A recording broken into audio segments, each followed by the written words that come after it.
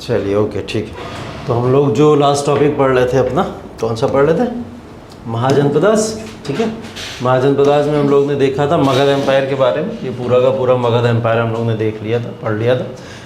Magadh empire के अंदर हम लोग को कुछ चीज़ें और पढ़नी थी।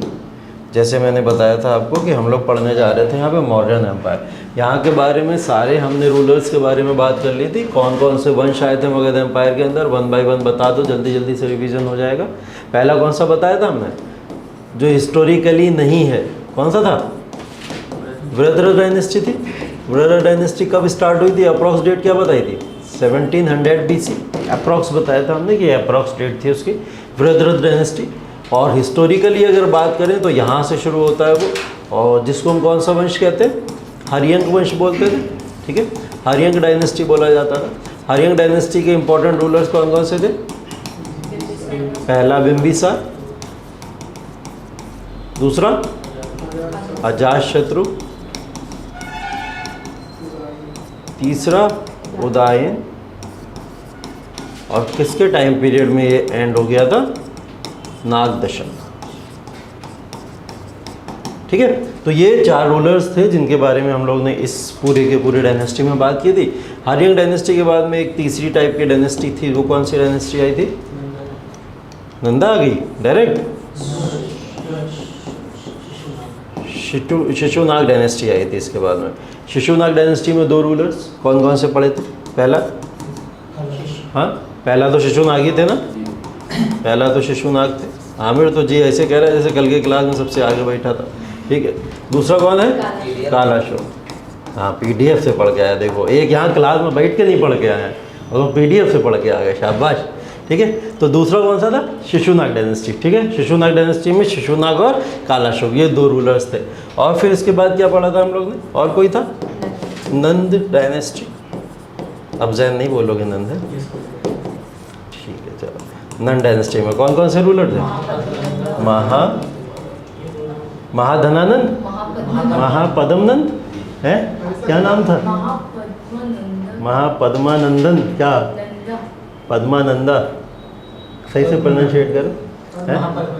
महापद्मनंदी है या महाधनानंद है? महापद्मनंद, हाँ गुड, महापद्मनंद। ठीक है, और दूसरे कौन से? धनानंद। ठीक है, धनानंद तक ये सारे के सारे डायनेस्टी जब हम लोग ने मगध एम्पायर को पढ़ा था, तो ये मगध एम्पायर की वो डायनेस्टी है जिन्होंने कहीं ना कहीं एक्सपेंशनिस्ट पॉलिसीज़ अपना के मगध एम्पायर को एक बड़ा एम्पायर बनाने में हेल्प की थी। ठीक है, तो ये जो छोटा मोटा मगध एम्पायर यहाँ पे देखने को दिख रहा है आपको, वो मगध एम्पायर को इन्होंने ब्रॉड तरीके से आगे बढ़ाया था। अब ये कहानी सबकी सब कहाँ तक की है? 321 BC तक की। यहाँ से एक नया एम्पायर शुरू हो जाता है जिसको हम लोग मॉडर्न एम्पायर के फॉर्म में जानते हैं। ठीक है, तो इसके बाद में जो अब हम लोग 5th पढ़ने जा रहे हैं उसका नाम है मौर्यन एम्पायर। ठीक है, मौर्यन एम्पायर। ठीक, बट हमने बोला था मौर्यन एम्पायर से पहले की बहुत सारी स्टोरीज़ हैं। मौर्यन एम्पायर डायरेक्ट नहीं स्टार्ट हो गया था, उसके बीच में भी बहुत सारी चीज़ें हुई थी। तो उन चीज़ों को थोड़ा सा समझ लेते हैं। कहीं ना कहीं कुछ यूनानी विदेशी चीज़ें हैं जो आपको समझनी ज़रूरी है, उनको यहाँ पे समझना हम लोग के लिए इम्पॉर्टेंट है। ठीक है, यहाँ अगर मैं बात कर रहा हूँ तो ये उनकी बात कर रहा हूँ जो इंडो ग्रीक्स रूल भारत के अंदर देखने को मिलता है। ठीक है, इंडो ग्रीक्स रूल का मतलब ये वो रूल था जिस समय में फारस के इलाके के, या फारस का जो पूरा का पूरा इलाका है, जो फारस की खाड़ी बेसिकली बोला जाता है, उसके आसपास के जितने भी रूलर्स हैं वो सारे के सारे रूलर्स ढूंढ रहे थे एक नया रास्ता, और उन्हें रास्ता भारत का दिखा और वो भारत की तरफ मूव करते। और भारत की तरफ मूव करके क्या करते हैं? भारत के ऊपर अटैक करके भारत को जीतने की कोशिश करते। उनमें से जो सबसे पहला रूलर यहाँ पे देखने को मिल रहा है उसका नाम है साइरस। ठीक है, साइरस। तो ये कभी कभी आपके क्वेश्चंस प्रीलिम्स में बन जाते हैं, मेंस के लिए कुछ इंपॉर्टेंट नहीं है, बट आपको यहाँ से कहानी को ऐड करने के लिए समझना ज़रूरी है। ठीक है, तो यहाँ पे एक रूलर था साइरस जो 558 से लेकर 530 BC तक रूल करता है। बेसिकली ये जो था एक्मीनियन एम्पायर से लेना देना था इसका। एक्मीनियन एम्पायर कहाँ पे है? ईरान के अंदर, ठीक है। कहाँ पे है ये? ईरान की बात हो रही है यहाँ पे, ईरान के इलाके का, ठीक है। और इसको बोला जाता है कि ये पहला कॉन्करर था जिसने इंडिया को यहाँ पे आके अटैक करके कॉन्क्यूर किया था, ठीक है, ऐसा बोला जाता है। हिस्टोरिकली एविडेंसेस यही हैं और इसी बात का प्रमाण देते हैं। तो साइरस को बोला जाता है और इसने कैप्चर भी किसको किया था? गंधार रीजन को किया था। गंधार का अफगानिस्तान का इलाका, ठीक है। काबुल, गंधार, सबका सब इलाका कहाँ पे? अफगानिस्तान का, क्योंकि उस समय में अफगानिस्तान भी पार्ट ऑफ इंडिया था। हाँ सर, कांधार और गांधार में हाँ अलग हैं, दोनों अलग हैं। कांधार अलग है, गांधार अलग है। कांधार एक अलग रीजन है और गांधार एक अलग रीजन है, दोनों को सेम में समझिए, ठीक है। दोनों में हाँ दोनों हैं वहीं पे, है सेम इलाके में, लेकिन गंधार और कंधार में दोनों में फ़र्क है, ठीक है।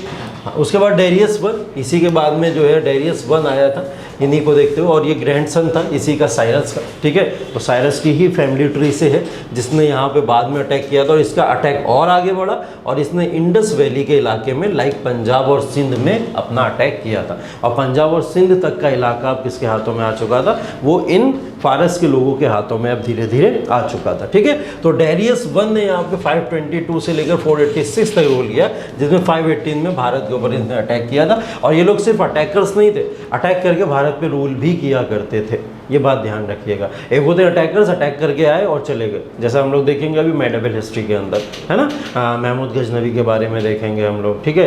या मोहम्मद बिन कासिम ने तो चलो सिंध पे थोड़ा बहुत कर लिया था रूल, लेकिन बहुत सारे रूलर्स टाइम टू टाइम ऐसा है अटैक करके वापस चले गए, ठीक है। लेकिन ये लोग क्या थे? अटैकर्स नहीं थे, अटैक भी करते थे और वो हिस्से को जीत के उसके ऊपर रूल भी करते थे, ठीक है। इसके बाद में जेरेक्स है, जेरेक्स ने 465 से लेकर 456 तक रूल किया है, ठीक है। और उसके जो अगेन फिर जो सोल्जर्स जो भी इलाका था वो गंधार का इलाका था, जहाँ इसने अपने सोल्जर्स से एक्सपेंड कराया था। और गंधार के इलाके से लेकर यहाँ पे इवन काबुल तक का इलाका है जो इसने अपने राज्य में मिला लिया था, ठीक है। तो भारत का जो बेसिकली हम लोग नॉर्थ वेस्टर्न इलाका कहेंगे, नॉर्थ वेस्टर्न इलाका, अगर हम ईस्टर्न इलाके की बात करें, ईस्टर्न तो टोटल मगध के हाथों में है, मगध एम्पायर रूल कर रहा है वहाँ पे। लेकिन इसी समय पे एक वैकेंट पैलेस है जिसको हम लोग बोल रहे हैं क्या? नॉर्थ वेस्टर्न पार्ट में बहुत ज़्यादा एक खतरा था कि वहाँ से कुछ वेस्टर्न एम्पायर्स आ सकते हैं, अटैक कर सकते हैं, और वो खतरा कहीं ना कहीं यहाँ पे सही भी प्रूव होता दिखाई देता है। तो यहाँ पे इन लोगों ने इसका मौके का फ़ायदा उठा के यहाँ पे लगातार अटैक किए थे। इनके अटैक से भारत के ऊपर इम्पैक्ट क्या पड़ा, उस इम्पैक्ट की अगर बात करें तो भारत के ऊपर कहीं ना कहीं एक जो कल्चरल डेवलपमेंट हम लोग देखते हैं भारत का, वो कल्चरल डेवलपमेंट यहाँ से होना शुरू हो गया था। लाइक कल्चरल डेवलपमेंट की अगर बात करें तो भारत की कल्चरल वैल्यूज़ अलग थी, उसके कल्चरल तरीके अलग थे, कुछ सांस्कृतिक रवैये अलग थे। लेकिन यहाँ जब इन लोगों का अटैक हुआ तो इस समय की जो आप मूर्तियाँ देखेंगे, इस समय के जो सिक्के देखेंगे, इस समय के जो भी पेंटिंग्स वगैरह होते थे, वो सब के सब किस बेसिस पे होने लगे? अब इन यूनानी या ग्रीक्स के बेसिस पे बनना शुरू हो गए थे, क्योंकि वो लोग कहीं ना कहीं उन चीज़ों को वहाँ से उठा के लाए और उन्होंने इंडिया के अंदर उसको आके इस्टेब्लिश किया। तो ये एग्जाम्पल के फॉर्म में कुछ चीज़ें आपको दिखाई दे रही हैं, ठीक है। तो जैसे ईरान की एक टाइप ऑफ कॉइन है, ठीक है, जिस टाइप ऑफ कॉइन को सिग्लोई टाइप ऑफ कॉइन बोला जाता है। ये सिग्लोई टाइप ऑफ कॉइन यहाँ पे देखने को मिलता है। आपने बचपन में एक सिक्का देखा होगा, या पुराने सिक्के अगर आप लोग थोड़ा शौक रखते होंगे देखने का, तो उसमें क्या होता था, सिक्का कभी कॉइन जो होता था ऐसे सर्कल में नहीं होता था, है ना। सिक्के का जो डिज़ाइन होता था वो कुछ इस तरीके से होता था, ऐसे 2 रुपए के सिक्के सर। हाँ 2 रुपए का भी कुछ होता था, या फिर 8 आना होता था, 25 पैसा होता था। वो सिक्के कुछ इसी तरीके से बना करते थे, ऐसे डिज़ाइन में बनते थे, ऐसे सर्कुलर नहीं बनते थे, ठीक है। तो वो सिक्के पुराने वाले कुछ इस तरीके के बनते थे। ये डिज़ाइन कहीं ना कहीं बहुत पुराना था, जो इसी स्टाइल का डिज़ाइन माना जाता था, जिसको यहाँ तक लोग अभी तक यूज़ करते थे, ठीक है। तो ये सिग्लोई टाइप ऑफ कॉइन होता है। इसका स्ट्रक्चर सर्कुलर नहीं होता है, क्या हो सकता है, एलिप्टिकल भी हो सकता है एलिप्स के फॉर्म में कहीं ना कहीं देखने को मिले, हो सकता है या कुछ इस तरीके के फॉर्म में, हेक्सागोनल की फॉर्म में देखने को मिले, एकदम सर्कुलर देखने को नहीं मिलेगा, ठीक है। तो इस टाइप के कॉइन्स थे, है ना। खरोष्टी स्क्रिप्ट बहुत पॉपुलर हो गया अभी अशोका के टाइम के पीरियड में, क्योंकि अशोका ने उसी पूरी की पूरी लिपि को यूज़ किया था अपने सारे इंस्क्रिप्शंस के अंदर, सारे तो नहीं, ज़्यादातर इंस्क्रिप्शन के अंदर। तो वो इस लिपि को जो यूज़ करता था, ये लिपि भी कहाँ से ली गई थी? यही ईरानियन लोगों ने भारत के अंदर आके इसको भी इंस्टॉल किया था, ठीक है। उसके बाद आप देखते हो लाइन कैपिटल जो, तो इसको जब हम लोग देखते हैं ना, जो स्तंभ बना हुआ है प्रॉपर तरीके से, पार्लियामेंट में अभी जब लगाया गया तो उसको लेके बहुत ज़्यादा इशू हुए थे अभी लास्ट ईयर ही, है ना। तो बोला गया था बहुत एग्रेसिव शेर बना दिया है, इतना बौखलाया हुआ शेर क्यों बनाया गया है, क्या दर्शाना क्या चाहते हो, है ना। वो मुंह खोल के ऐसे करके दहाड़ रहा है, ऐसा दिख रहा है ना। तो वो सब चीज़ों को लेके बहुत सारी चर्चाएं शुरू हुई, काफ़ी चीज़ें हुई थी। तो ये जो पूरा का पूरा अशोका स्तंभ था, अशोका ने जो लिया था, उसके पीछे भी कहीं ना कहीं इन्हीं लोगों का हाथ है, क्योंकि ये कुछ ऐसी कल्चरल डिज़ाइन भारत को देखे गए थे जिसको लेके अशोका ने आगे चल के इसको यूज़ किया था। पर्शियन पिलर की भी बात करी जाए तो पर्शियन पिलर, तो भारत के अंदर भी कई सारे ऐसे पिलर्स बने जिन पिलर्स को पर्शियन पिलर का नाम दिया गया था, और वो पिलर्स बहुत सारे अभी आप टाइम टू टाइम देखते चलोगे। फिलहाल उनका कुछ ऐसा डिज़ाइन होता था और वो भारत में काफ़ी अधिक मात्रा में हर एक रूलर आगे चल के यूज़ करता है, ठीक है। मॉडर्न एम्पायर में भी देखने को मिलेगा आपको, गुप्ता एम्पायर में भी देखने को मिलेगा, और काफ़ी लंबे समय तक पर्शियन पिलर्स लोग यूज़ करते रहे, ठीक। जब आप आर्ट एंड कल्चर पढ़ोगे तो आर्ट एंड कल्चर के फॉर्म में इन सब चीज़ों को और डिटेल में पढ़ाया जाएगा कि इनकी क्वालिटीज़ क्या होती थी, कौन से मेटल के बने होते थे, उन मेटल में किस तरीके की आर्ट का यूज़ होता था, उस आर्ट को क्या बोला करते थे। ये सब चीज़ें थोड़ी डिटेल में आप आर्ट एंड कल्चर का जब पोर्शन पढ़ोगे वहाँ पे पढ़ना शुरू करोगे, ठीक है। तो ये बेसिकली इम्पैक्ट ये हुआ कि इनकी वजह से भारत को एक नई कल्चरल कह सकते हो वैल्यूज़ मिली, और उन कल्चरल वैल्यूज़ ने भारत का एक अलग ही डेवलपमेंट करना शुरू किया। और फायदे क्या हुए, व्यापार और वाणिज्य, मतलब ट्रेड एंड कॉमर्स, ठीक है। व्यापार बढ़ना शुरू हो गया, इन लोगों के साथ में ट्रेड अच्छा होना शुरू हो गया क्योंकि ये लोग भारत के अंदर है, ठीक है। इसके बाद में ये सिक्के तो मैंने आपको बता ही दिए, खरोष्ठी लिपि वाली भी बात बता दी आपको। तो ये सब चीज़ें कहीं ना कहीं फ़ायदे थे जो इस समय देखने को मिले, ठीक है। तो अगर मैं बात करूं फॉरेन इन्वेजन का, फॉरेन इन्वेजन और इंडिया के ऊपर अगर फर्स्ट टाइम कहीं फॉरेन इन्वेजन देखने को मिल रहा है, हिस्टोरिकली बात कर रहा हूँ मैं, प्रमाण के तौर पर जो एविडेंसेस बताते हैं, ठीक है। ऐसे तो फिर अगर चले जाओगे तो फिर हिस्टोरिक भी दिखता है ना, इंडस वैली में भी दिखता है, और फिर वैदिक एज में भी आर्यंस को लेकर डाउट है अभी, लेकिन लिखी हुई चीज़ों में प्रमाण नहीं है। अगर लिखी हुई चीज़ों में रिटन डॉक्यूमेंट के बेसिस पे प्रमाण है तो फिर यही है कि साइरस ने पहली बार इन्वेड किया होगा भारत को, ठीक है। तो ये फर्स्ट टाइम पे अगर इन्वेजन देखने को मिलता है इंडो ग्रीक के समय में, तो वो कहाँ से देखने को मिलता है, पर्शियन जो पूरा का पूरा एरिया है उस एरिया से यहाँ पे अटैक्स भारत के ऊपर देखने को मिलते हैं, ठीक है। और ये 3 रूलर्स इंपॉर्टेंट हैं, इनके नाम भी आप लोग ध्यान रखिएगा। अब हमको सारे तो नहीं पढ़ने, पूरी क्रोनोलॉजी तो नहीं पढ़नी कि कौन कौन इंडो ग्रीक रूलर्स आए भारत पर, सब ने जो अटैक्स किए होंगे, नहीं पढ़ना है। बस इतना समझना है कि अगर ये लोग यहाँ पे हिम्मत कर रहे हैं 3 रूलर्स यहाँ पे अटैक करने की, और हिम्मत क्या कर रहे हैं, भारत को रूल भी कर ले रहे हैं, तो क्या इनके सामने एक एग्जाम्पल के तौर पर, ये लोग एक एग्जाम्पल के तौर पर अलेक्जेंडर के सामने रखे हुए, अलेक्जेंडर को पता है कि जब ये लोग कर सकते हैं तो फिर मैं क्यों नहीं कर सकता, ठीक है। तो जब ये सारे के सारे एग्जाम्पल्स अलेक्जेंडर के सामने ऑलरेडी सेट हैं, तो अलेक्जेंडर एक हिम्मत करता है, और हिम्मत करके क्या करता है, अगला अटैक भारत के ऊपर करता है, ठीक है। उस अटैक की भी बात करेंगे, उसके बारे में भी देखेंगे अभी, ठीक है। हाँ 300 मैंने नहीं देखी है, अभी नहीं देखी मैंने, मुझे पता नहीं, शायद हो सकता है, पता नहीं। अगर क्या दिखाया है उसमें, किस तरीके की पिक्चर है, स्पार्टा के 300 सोल्जर जो होते हैं, लियोनाइडस, हाँ लियोनाइडस अपनी आदमी को लेके जाता है उसी को रोकने के लिए। अच्छा, तो ये 300 के 300 शहीद हो जाते हैं, मगर ये लोग बहुत अच्छी टक्कर देते हैं। हाँ स्टोरी तो वही है, स्टोरी तो ही है, अप्रोक्स तो हो सकता है उसमें ये दिखा। बाद में एथेंस वगैरह कंबाइन किए, ज़र्क्सिस जो घुस जाता है एथेंस से, पूरा एथेंस बर्बाद कर देता है, मगर एथेनियंस भाग जाते हैं। तो बाद में एक बहुत बड़ी फ्लीट लेके आते हैं और ज़र्क्सिस से बहुत अच्छी फाइट होती है। बढ़िया, ठीक है, देखेंगे अब। 300 नाम है, हाँ अब देखेंगे, देखी नहीं थी मुझे नहीं पता था कि 300 इससे रिलेटेड कुछ है स्टोरी। ऐसी बहुत सारी बनाते रहते हैं लोग, अच्छी स्टोरीज बनाते हैं, ठीक है। हॉलीवुड की है ना, वही बना सकते हैं, भारत के लोग कहाँ बनाएंगे ऐसी पिक्चर। चलो ठीक है, देखो उसके बाद में बहुत सारी चीज़ें। अब भारत के ऊपर जब फारस के लोगों का अटैक हुआ, तो फारस के लोगों के साथ साथ में यूनान के इलाका भी आसपास, यूनानी लोगों ने भी सोचा अटैक करने के लिए, और उन यूनानियों में से एक सबसे इम्पॉर्टेंट इलाका था मैसेडोनिया, ठीक है। मैसेडोनिया, ठीक, मैसेडोनिया के बारे में आप लोग सुने ही होंगे, और ये मैसेडोनिया अगर भारत में पॉपुलर है तो सिर्फ और सिर्फ एक कारण है उसके पीछे, वो है सिकंदर या फिर अलेक्जेंडर, ठीक है। अलेक्जेंडर द ग्रेट, जिसकी हम लोग बात करते हैं, अलेक्जेंडर के फॉर्म में जानते हैं इसको। तो इसने भारत के ऊपर आक्रमण अप्रॉक्स किया था 326 BC, ठीक है। 326 BC की बात हो रही है यहाँ पे, और 326 BC में अटैक है इसका, और 323 BC के अंदर इसकी डेथ है, ठीक है। लेकिन इन दोनों के बीच की एक बहुत रोचक कहानी है, जो कहानी कहीं ना कहीं अलेक्जेंडर से स्टार्ट होकर और अलेक्जेंडर पे ख़त्म नहीं होती है। अलेक्जेंडर के बाद में भी बहुत लंबे समय तक ये स्टोरी चलती रहती है। सिर्फ और सिर्फ अलेक्जेंडर की वजह से देखिएगा भी चंद्रगुप्त के ऊपर क्या क्या इम्पैक्ट पड़ता है। ठीक है, फिलहाल अलेक्जेंडर जब भारत के ऊपर अटैक करता हुआ, भारत की तरफ अटैक करता हुआ आ रहा था, तो आप देख सकते हो वो कौन कौन से एम्पायर को यहाँ पे जीतता चला आ रहा था। ठीक है, तो एम्पायर की अगर बात करें तो उसने देखो अलेक्जेंडर पूरी दुनिया को जीत गया, इसलिए नहीं बोला जाता है कि वो हर एक देश को जा के जीता था। ठीक है, ऐसा इसलिए नहीं बोला जाता है कि अलेक्जेंडर ने हर एक देश को जाके जीता होगा, कि अगर वो घुसा होगा अफ्रीका में तो युगांडा सब जीत गया होगा, एशिया में घुसा होगा तो भारत, चाइना, रशिया सब जीत गया होगा, या फिर यूरोप के अंदर घुसा होगा जाके तो फिर पुर्तगाल, स्पेन सब जीत गया होगा। ऐसा नहीं है, बिल्कुल भी नहीं है। ये अगर मिसकंसेप्शन है तो इसको दूर कर दीजिएगा। इसको इसलिए बोला जाता है क्योंकि इसकी विक्ट्री कॉन्टिनेंटल बेसिस थी।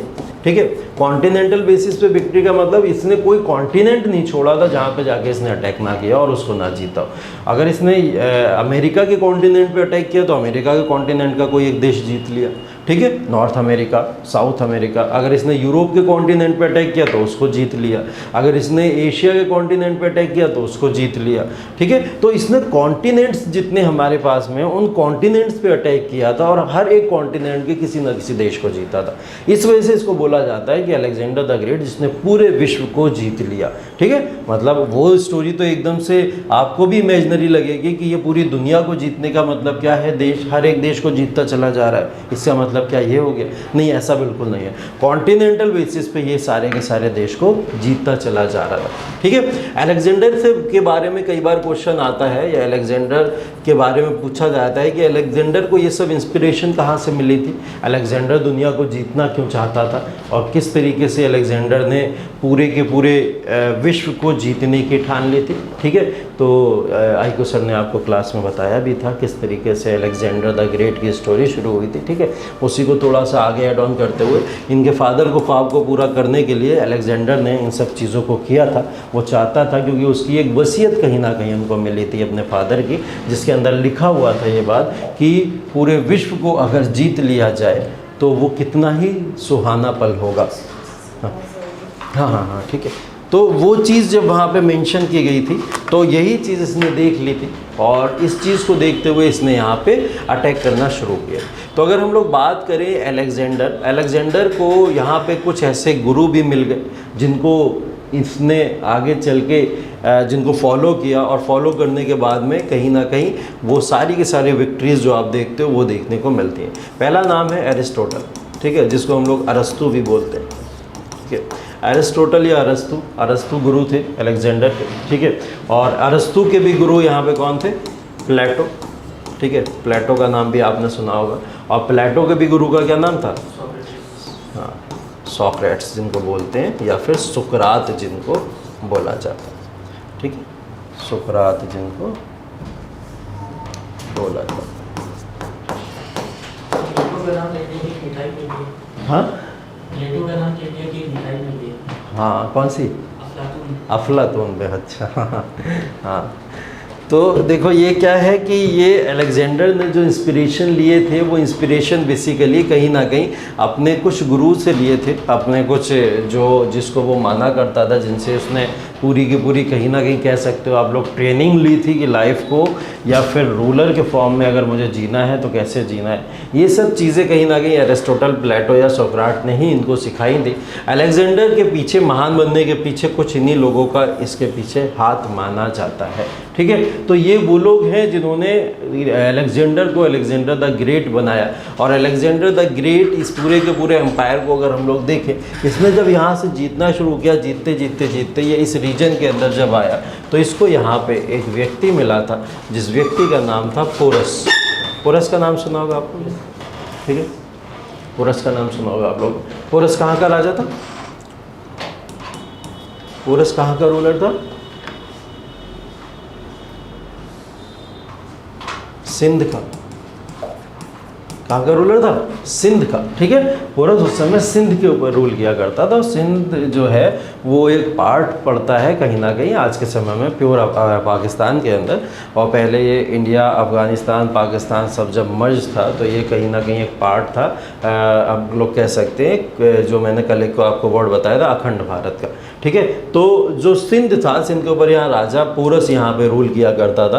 पोरस के ऊपर जब आके अलेक्जेंडर अटैक करता है, इससे पहले ये अफगानिस्तान को जीत के आया था। ठीक है, अफगानिस्तान वगैरह के इलाके को जीत के, गंधार अंधार को जीत के ही आगे बढ़ रहा था अलेक्जेंडर। और जब ये पोरस के पास पहुंचा तो पोरस के पास पहुंचने के बाद में इसका जो एक युद्ध हुआ है, लड़ाई हुई है, वो हुई है झेलम रिवर के पास में।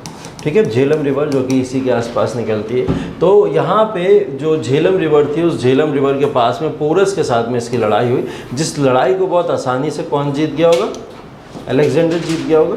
अलेक्जेंडर के लिए ये बड़ी बात नहीं थी, क्योंकि ऐसे ही 7-8 साल से वो पूरे विश्व को जीत ही रहा था, तो उसके लिए ये भी बड़ी बात नहीं थी। पोरस के ऊपर जब उसने विजय प्राप्त कर ली अलेक्जेंडर ने, तो अलेक्जेंडर ने झेलम रिवर के सारे इलाके को कंट्रोल करके सिंध के इलाकों को जब कंट्रोल किया, तो सिंध के इलाके को कंट्रोल करके पोरस को बुलाया दरबार में। और पोरस को दरबार में बुलाने के बाद में उसने क्या बोला पोरस से? उसने पोरस से बोला कि मेरे सामने घुटने टेक दो और अपनी हार स्वीकार कर लो, और अपनी हार स्वीकार करने के बाद में पूरा का पूरा जो इलाका है सिंध का मुझे दे दो।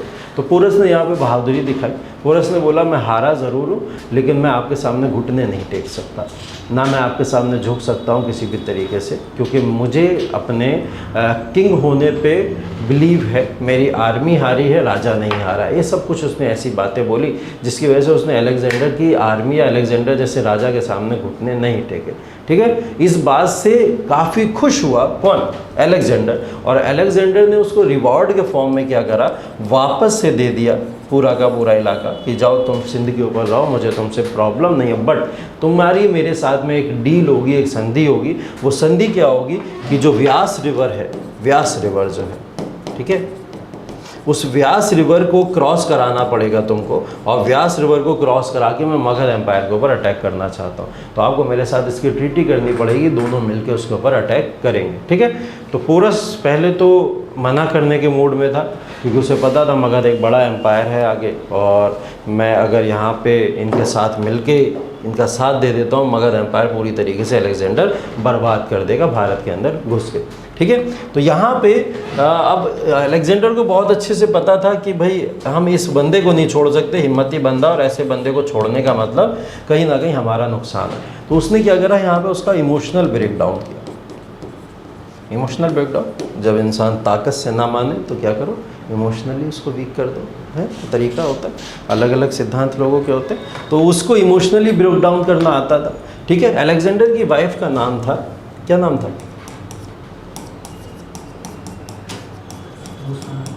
रुखसाना, रुखसैनिया बोला जाता था। हाँ, रुखसाना भी बोला जाता है। ठीक है, रुखसाना भी बोला जाता है और या रुखसैनिया भी बोला जाता है, दोनों नाम थे इसके। तो अलेक्जेंडर ने अपनी वाइफ को भेजा पोरस के पास में, और जब ये पोरस के पास में गई तो रुखसानिया ने बोला कि भाई पोरस, आज से तुम मेरे भाई, और इसने भाई बोलते हुए इनको बांध दी राखी।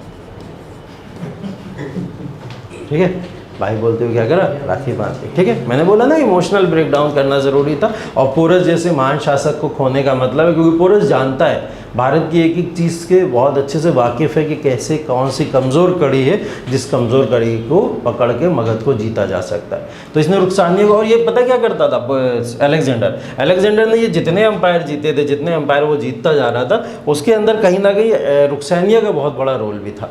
वो हर जगह रुखसैनिया को भेज दिया करता था, जाओ राखी लेके, जो लोग नहीं मानते थे। ठीक है, और राखी लेके जाओ, और जाने के बाद में इसको किसी भी तरीके से मनाओ। अब वो भाई बहन वाला प्यार एक अलग ही है। ठीक है, और वो आ गया बीच में, तो पोरस फिर क्या करता है, मान जाता है कि चलो ठीक है, मैं तुम्हारा साथ दूंगा अगर तुम व्यास रिवर के उस पार में अटैक करोगे। ठीक, ये पूरी की पूरी कहानी चल रही है, इधर इन लोगों की रिश्तेदारी बन रही है, उधर क्या हो रहा है, चाणक्य बैठ के ये सब देख रहा है। ठीक है, चाणक्य को ये सब दिख रहा है, और चाणक्य को पता है कि भारत के अंदर इस समय में सबसे बड़ा खतरा जो है वो अलेक्जेंडर है। पोरस के ऊपर उसे इतना यकीन तो था चाणक्य को कि कम से कम हार तो नहीं मानेगा, और हुआ भी भाई, हार नहीं मानी। लेकिन उसने क्या करा, यहाँ पे एक इमोशनल ब्रेकडाउन जो होते हुए इसका साथ देने के लिए तैयार हो गया। ठीक है, तो कभी कभी ऐसी चीज़ें होती हैं। तो यहाँ पे जैसे ही अलेक्जेंडर अब आगे बढ़ा, आगे बढ़ने से पहले ही यहाँ से भाग के तुरंत नन डायनेस्टी के पास में चाणक्य पहुँच जाते हैं। ठीक है, और चाणक्य जब नन डायनेस्टी के पास में यहाँ से भाग के पहुँचते हैं, उनके पीछे लॉजिक क्या होता है, चाणक्य चाहते हैं कि नन डायनेस्टी का मतलब है इस समय मगध का एम्पायर पूरा का पूरा, और नन डायनेस्टी को बचाने का मतलब है मगध को बचाना, भारत को बचाना, ये मतलब था उसका। ठीक है, तो उन्होंने क्या करा, नन डायनेस्टी के रूलर, इस समय रूलर जो है वो है धनानंद। कौन सा रूलर है? धनानंद। तो चाणक्य भाग के पहुँचते हैं धनानंद के पास में, और धनानंद से जाके ये पूरी की पूरी इंफॉर्मेशन देते हैं कि इस समय पूरी की पूरी ये स्टोरी चल रही है, पोरस मिल चुका है और दोनों मिलकर तुम्हारे ऊपर अटैक करने वाले हैं। ठीक है, तो इसको धनानंद बहुत हेल्दी फॉर्म में नहीं लेता है। धनानंद इवन उनकी डिसरिस्पेक्ट करता है, बेइज्जती करता है, और बाल पकड़ के उठा के बाहर फेंकवा देता है अपनी पूरी की पूरी आर्मी के द्वारा। ठीक है, तो ये चाणक्य इस बात से काफ़ी ज़्यादा हैरान थे कि मैं तो बताने आया था, इसके एम्पायर को बचाने की कोशिश की थी, लेकिन इसी ने मेरे को पकड़ के बाहर फेंकवा दिया। और चाणक्य इस समय है कहाँ? तक्षशिला के अंदर है, तक्षशिला यूनिवर्सिटी में प्रोफेसर थे। उनके साथ में उनका एक शिष्य भी रहता था, चंद्रगुप्त मौर्य जिसका नाम था, जिसको उन्होंने बस रास्ते से उठाया था। ठीक है, ऐसा नहीं है कि चंद्रगुप्त मौर्य को पहले से जानते हो, वो उसी यूनिवर्सिटी में एडमिशन लेने आया हो और वो वहीं पे पढ़ रहा हो, नहीं, वो चंद्रगुप्त मौर्य को देखते हैं रास्ते में, इतना होनहार बच्चा है, और वो कहीं ना कहीं उस चीज़ को पढ़ लेते हैं। पहले के लोग पढ़ लिया करते थे, है ना, कि उनको दिख जाता था कि ये कुछ बनने वाला है या बनने लायक है नहीं है। ठीक है, जैसे कुछ मुझे दिख रहा है यहाँ कोई बनने लायक है या नहीं लायक है। ठीक है, तो उन्होंने क्या करा, उसको पकड़ लिया और पकड़ के यहाँ से लेके चले गए तक्षशिला यूनिवर्सिटी। बोले तुम सिर्फ मेरे अंडर में रहोगे, मेरी गाइडेंस में रहोगे, और जैसा जैसा मैं कहूँगा वैसा करोगे। शिष्य भी होते थे उस समय के, है ना, समझदार होते थे, जो गुरु कहता था आंखें बंद करके फॉलो किया करते थे, एक आज के शिष्य।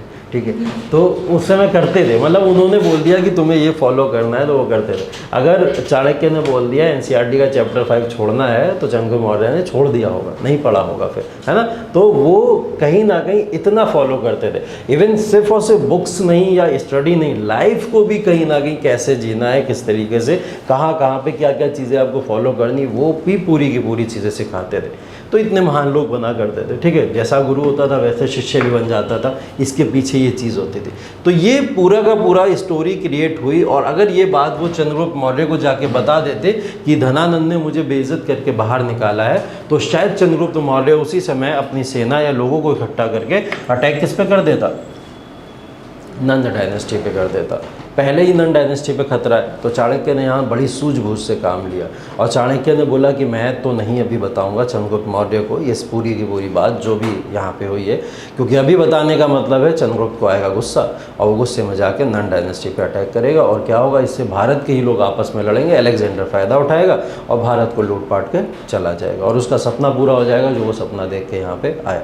तो इन्होंने बड़ी खामोशी से चंद्रगुप्त मौर्य को बुलाया और बोला कि धनानंद से तो बाद में बात करेंगे, देखा जाएगा, धनानंद रूलर जो है हो सकता है आगे चल के हम ही लोग वहाँ रूल करें। एक दिमाग में बात डाल दी चंद्रगुप्त मौर्य के, लेकिन उससे पहले हमें चंद्रगुप्त मौर्य को बताया कि उससे पहले हमें क्या करना पड़ेगा, अलेक्जेंडर को किसी भी तरीके से यहाँ आगे बढ़ने से रोकना पड़ेगा।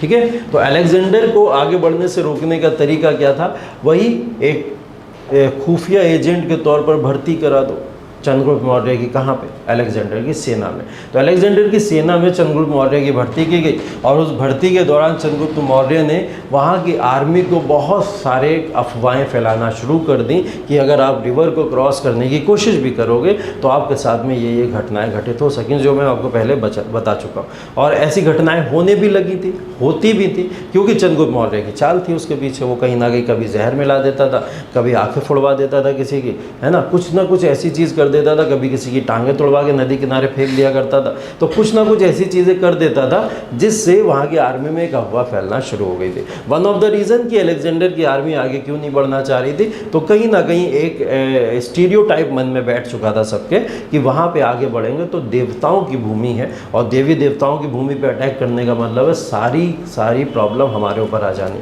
ठीक है, दूसरा रीज़न क्या था, ये आर्मी यहाँ से यहाँ तक देख रहे हो लड़ती हुई 7 से 8 साल लगातार आ रही है। 7-8 साल लगातार ये आर्मी लड़ती रही और 7-8 साल में इसे कभी भी गैप नहीं मिला।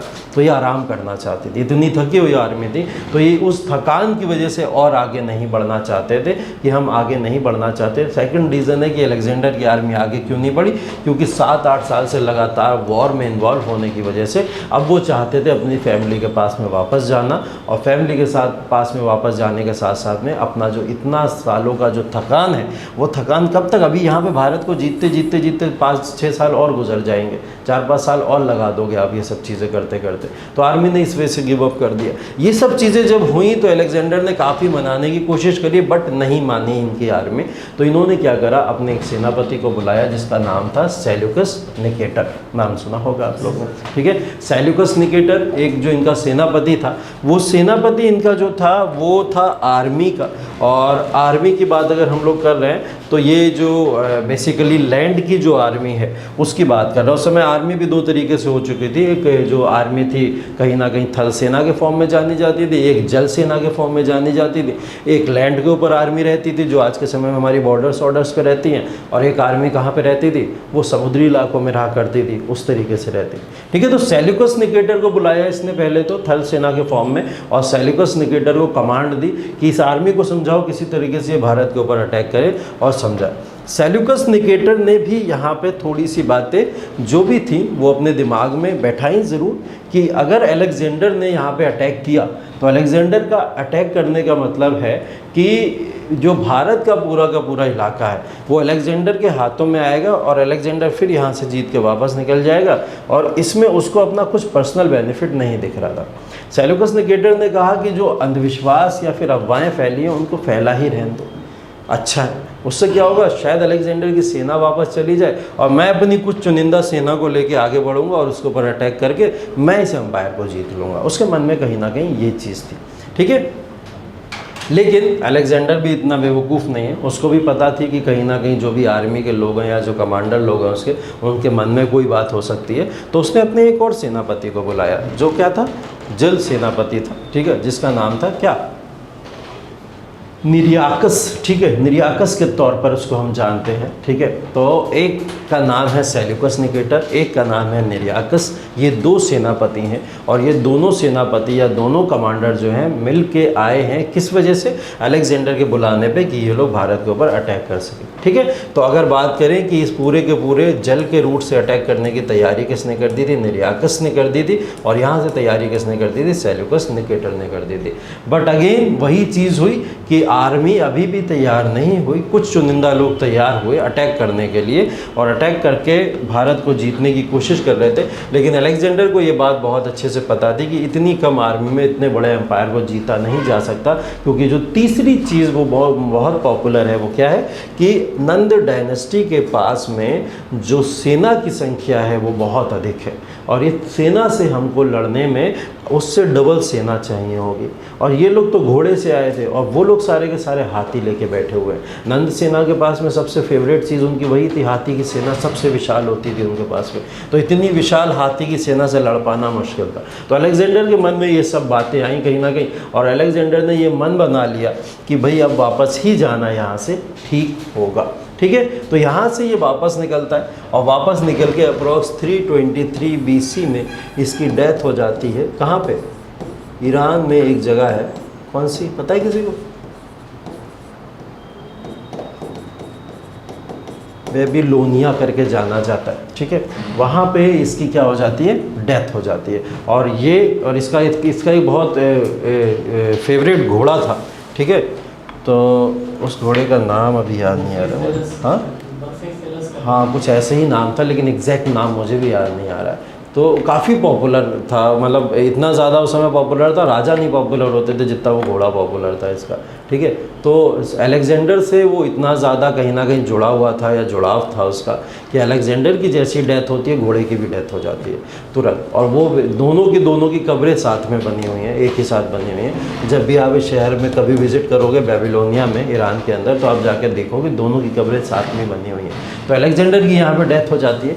अलेक्जेंडर की डेथ के बाद में ये जो एक खतरा था कहीं ना कहीं कि भारत के ऊपर अब अलेक्जेंडर का अटैक हो सकता है, ये टल गया। अब एक जिद लेके बैठा हुआ कौन है, चाणक्य तो अभी जिद लेके बैठा हुआ है ना कि इतनी बेइज्जती करके इसने मेरे को यहाँ से निकाला था, और उस बेइज्जती का बदला भी तो लेना था, है ना। तो आपको पता, आपने चाणक्य का जब भी फोटो देखा होगा, कभी भी देखा होगा, तो चाणक्य को आपने देखा होगा कि वो एक डायरेक्शन में खड़े हैं और उनकी चोटी खुली हुई दिखती है। वो चोटी हमेशा खुली हुई चोटी क्यों दिखती है? हाँ हाँ बताओ बताओ बताओ बताओ क्यों दिखती है खुली हुई चोटी?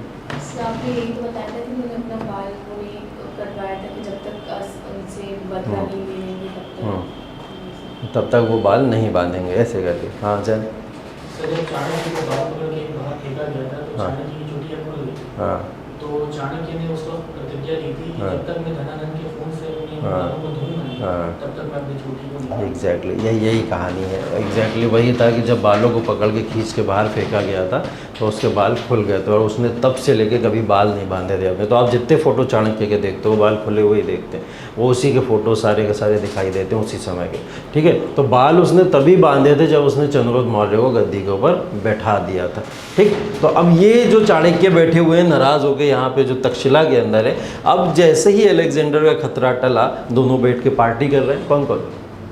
चाणक्य और चंद्रगुप्त मौर्य, है ना। पार्टी तो बनती जब इतना बड़ा खतरा टल गया, अलेक्जेंडर वापस चला गया, और वापस जाने के बाद में अब एक मौका है अच्छा कि भारत के ऊपर अब नंद वंश जो है उसके ऊपर जाके अटैक करके अपना एम्पायर स्थापित करना है। तो वहाँ पे पार्टी चल रही थी। पार्टी जब चला करती है तो आपको याद होगा या आप लोग फील भी करते होगे, जब दो दोस्त या दो यार अकेले बैठते हैं, है ना, और कुछ गम की बातें शेयर करते हैं आपस में। और ये दोनों लगभग गुरु शिष्य से ज़्यादा क्या थे, दोस्तों की तरह ज़्यादा रहा करते थे। तो चाणक्य ने भी सोचा कि ये सही मौका है, अभी शेयर कर लेता हूँ, ये बात सारी की सारी यहीं क्लियर हो जाएगी। तो चाणक्य ने यहाँ पे चंद्रगुप्त मौर्य को अपनी स्टोरी बताना शुरू करी कि तुम्हें पता है मैं नंद डायनेस्टी में जब गया था तो धनानंद ने मेरे साथ ये सलूक किया था, ठीक है। ये सब सुन के चंद्रगुप्त आगवा बोला हो जाता है एकदम, ठीक है, अभी मार दूंगा, ये करूँगा, वो करूँगा, तमाम चीज़ें ऐसा होना शुरू हो जाती हैं। तो चाणक्य यहाँ पे समझाते हैं ये ऐसे नहीं, नंद डायनेस्टी बहुत विशाल डायनेस्टी है, मगध एम्पायर की अब तक की सबसे बड़ी डायनेस्टी नंद डायनेस्टी है, और धनानंद को हराना इतना आसान नहीं है क्योंकि अहंकारी राजा है, बहुत अहंकारी राजा है। और इतना अहंकारी राजा है, उसके दो फ़ायदे भी हैं, दो नुकसान भी हैं। फ़ायदे ये हैं कि अगर उस अहंकारी राजा को जनता के सपोर्ट से हराने की कोशिश करी तो हमारे लिए आसान हो जाएगा क्योंकि जनता भी पसंद नहीं कर रही है उसे, ठीक है। और नुकसान ये है, अहंकारी राजा है, अपने अहंकार को जीतने के लिए किसी भी हद तक जा सकता है, तो ये एक बड़ा हमारे लिए नुकसान है। तो बोले क्या करा जाए, इसको किस तरीके से संभाला जाए, कैसे रोका जाए। तो ये लोग प्लानिंग प्लॉटिंग करते करते निकलते हैं, और तक्षशिला से ये लोग निकल के भारत के अंदर एंटर करते हैं। और जब एंटर करते हैं तो ये लोग एक मन बना लेते हैं कि हम लोग नंद डायनेस्टी के ऊपर अटैक करेंगे, अपनी पूरी आर्मी कलेक्ट करना शुरू कर देते हैं। आर्मी में वो लोग भी हैं जो अलेक्जेंडर की सेना में कुछ लोग आए थे, क्योंकि उनसे कहीं ना कहीं इनकी मित्रता हो गई और इन्होंने कुछ लोगों को यहाँ अपनी आर्मी के अंदर मिलाने की कोशिश करी। तो ऐसे लोग भी इनके साथ में थे। तो उस आर्मी के लोगों का भी फ़ायदा उठाएगा इस समय चंद्रगुप्त मौर्य पूरी तरीके से, और ये आर्मी का फ़ायदा उठाते हुए अच्छी खासी आर्मी कलेक्ट करके आ जाता है नंद वंश के ऊपर अटैक करने। जब ये नंद वंश के ऊपर सीधा अटैक करते हैं तो नंद वंश के ऊपर अटैक करने के बाद चंद्रगुप्त मौर्य हार जाते हैं, ठीक है, हार जाते हैं। अब चाणक्य जैसा गुरु, चंद्रगुप्त मौर्य जैसा शिष्य, उसके बाद में भी नंद डायनेस्टी के ऊपर अटैक करने के बाद हार गए। इतनी प्लानिंग प्लॉटिंग करने के बाद में उनको नहीं समझ आया कि नंद डायनेस्टी पे इतना बड़ा अटैक करा, अटैक करके हार गए, ठीक है। फिर अटैक किया, फिर हार गए, ठीक है। और ऐसे मल्टीपल अटैक्स किए। अब मल्टीपल अटैक्स करने के बाद में बार बार हारते चले जा रहे थे, क्योंकि ये नंद डायनेस्टी के ऊपर अटैक कर रहे थे, और ये नंद डायनेस्टी के ऊपर अटैक करते करते बार बार हार रहे थे, ठीक है। हार के थके हारे, ठीक है, घूम रहे हैं कि क्या करें, कैसे करें, किस तरीके से इसको जीता जाएगा। तो पहले के लोग क्या करते थे, अपनी वेशभूषा बदल बदल के कहीं ना कहीं ट्रैवल किया करते थे, जिससे पता चलता रहे माहौल क्या चल रहा है, किस तरीके का माहौल चल रहा है, कैसे माहौल चल रहा है इस समय में। तो वो लोग उस समय ट्रैवल किया करते थे, इधर जाया करते थे। और वैसे भी उस समय प्रिंट मीडिया वगैरह थी नहीं जो इंस्टाग्राम पे फ़ोटो खींच के कोई इंटरनेट पे डाल देगा ये चंद्रगुप्त मौर्य है, ठीक है, नहीं पता तो चलता था किसी को, ठीक है।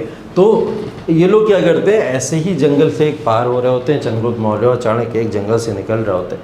उस जंगल से निकलने के दौरान इन लोग को भूख वूख लगती है, रुकना चाहते हैं, रात में स्टे करना चाहते हैं। पहले क्या होता था कि कहीं ना कहीं एक हट या झोपड़ी टाइप के लोग बना बना के रहा करते थे, और उस झोपड़ी या हट के अंदर एक बूढ़ी औरत रहती थी, ठीक है, उसके साथ में एक विधवा बेटा रहता था, छोटा सा बच्चा भी था, एक साथ में रहता था उसके।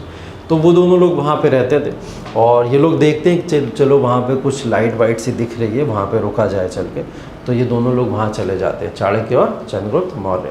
और दोनों लोग वहाँ पे जाके उनसे परमिशन लेते हैं कि अगर आपकी इजाज़त हो तो आज आप हमको थोड़ा सा खिला पिला दीजिए, कल सुबह हम यहाँ पे स्टे करके चले जाएंगे। तो बोले ठीक है, कोई प्रॉब्लम वाली बात नहीं है, आप रुक जाइए।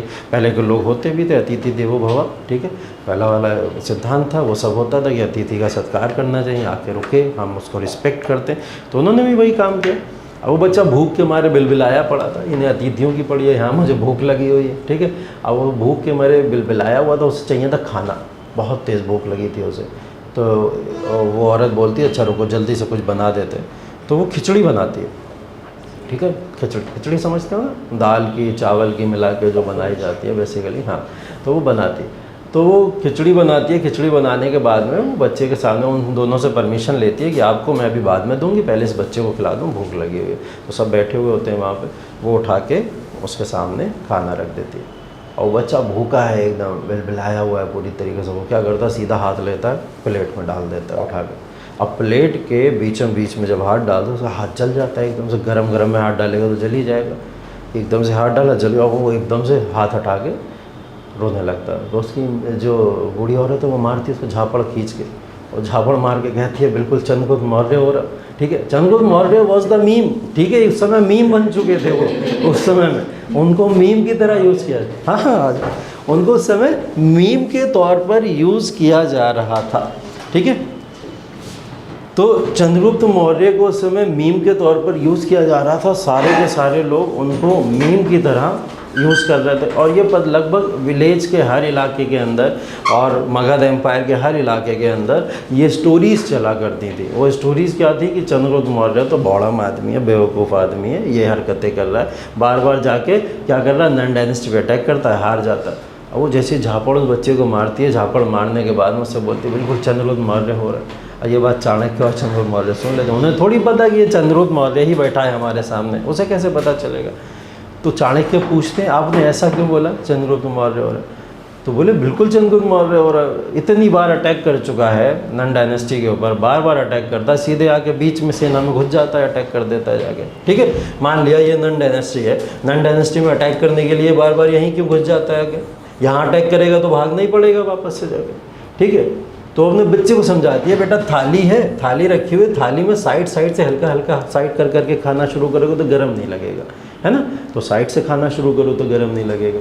तो वो उसको ये बात समझाती है कि अगर चंद्रगुप्त मौर्य यहाँ अटैक ना करके साइडों से अटैक करना शुरू करेगा तो शायद जीत जाए, शायद जीत सकता है। अब ये बात दोनों के दिमाग में आ जाती है, यार सच में हम लोग तो मीम मटेरियल बन चुके हैं बिल्कुल, है ना। और लोग हंसी मजाक उड़ा रहे हैं हमारा, और इतनी बड़ी बेवकूफ़ी हम लोग कैसे कर सकते हैं कि डायरेक्ट जाके सीधे ही सेना पे टूट पड़ रहे हैं, बीच में नन डायनेस्टी पे ही अटैक कर दे रहे हैं। तो क्यों ना आप साइड से अटैक करा जाए और साइड से अटैक कर करके इसको जीता जाए। तो अब ये लोग फिर से प्लानिंग प्लॉटिंग करते हैं वो इंसिडेंट के बाद में, और उस इंसिडेंट के बाद में यहाँ पे अटैक करते हैं जब, तो अब इनका अटैक होता है साइड अटैक। और जब ये साइड से घुसना शुरू करते हैं, साइड से अटैक करना शुरू करते हैं, वो क्षण होता है कि जब नन डायनेस्टी को यहाँ पे परास्त करके यहाँ पे अगला रूलर कौन बन जाता है, चंद्रगुप्त मौर्य। और चंद्रगुप्त मौर्य ना सिर्फ रूलर बनता है, रूलर बनने के साथ ही साथ में धनानंद की एक पुत्री है उनसे विवाह भी कर लेता है, ठीक है।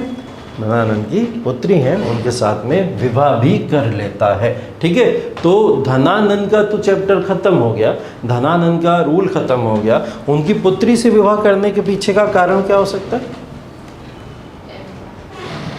एम्पायर, हाँ, और किंग की बेटी है, हाँ, तो ऑब्वियसली बात है कि पब्लिक की नज़र में उसकी रिस्पेक्ट बहुत होगी। अच्छा, तो हाँ, एक रॉयल, क्योंकि खुद चंद्रगुप्त मौर्य रॉयल ब्लड नहीं था, हाँ, हाँ, तो उसकी वाइफ रॉयल ब्लड थी और वो नन डायनेस्टी को बिलोंग कर रही थी। हाँ, वन ऑफ द रीज़न कह सकते हैं कि कहीं ना कहीं पब्लिक के सपोर्ट के लिए भी, कि आधे तो पब्लिक में ऐसे लोग होंगे ही होंगे ना जो धनानंद को पसंद कर ही रहे होंगे, है ना।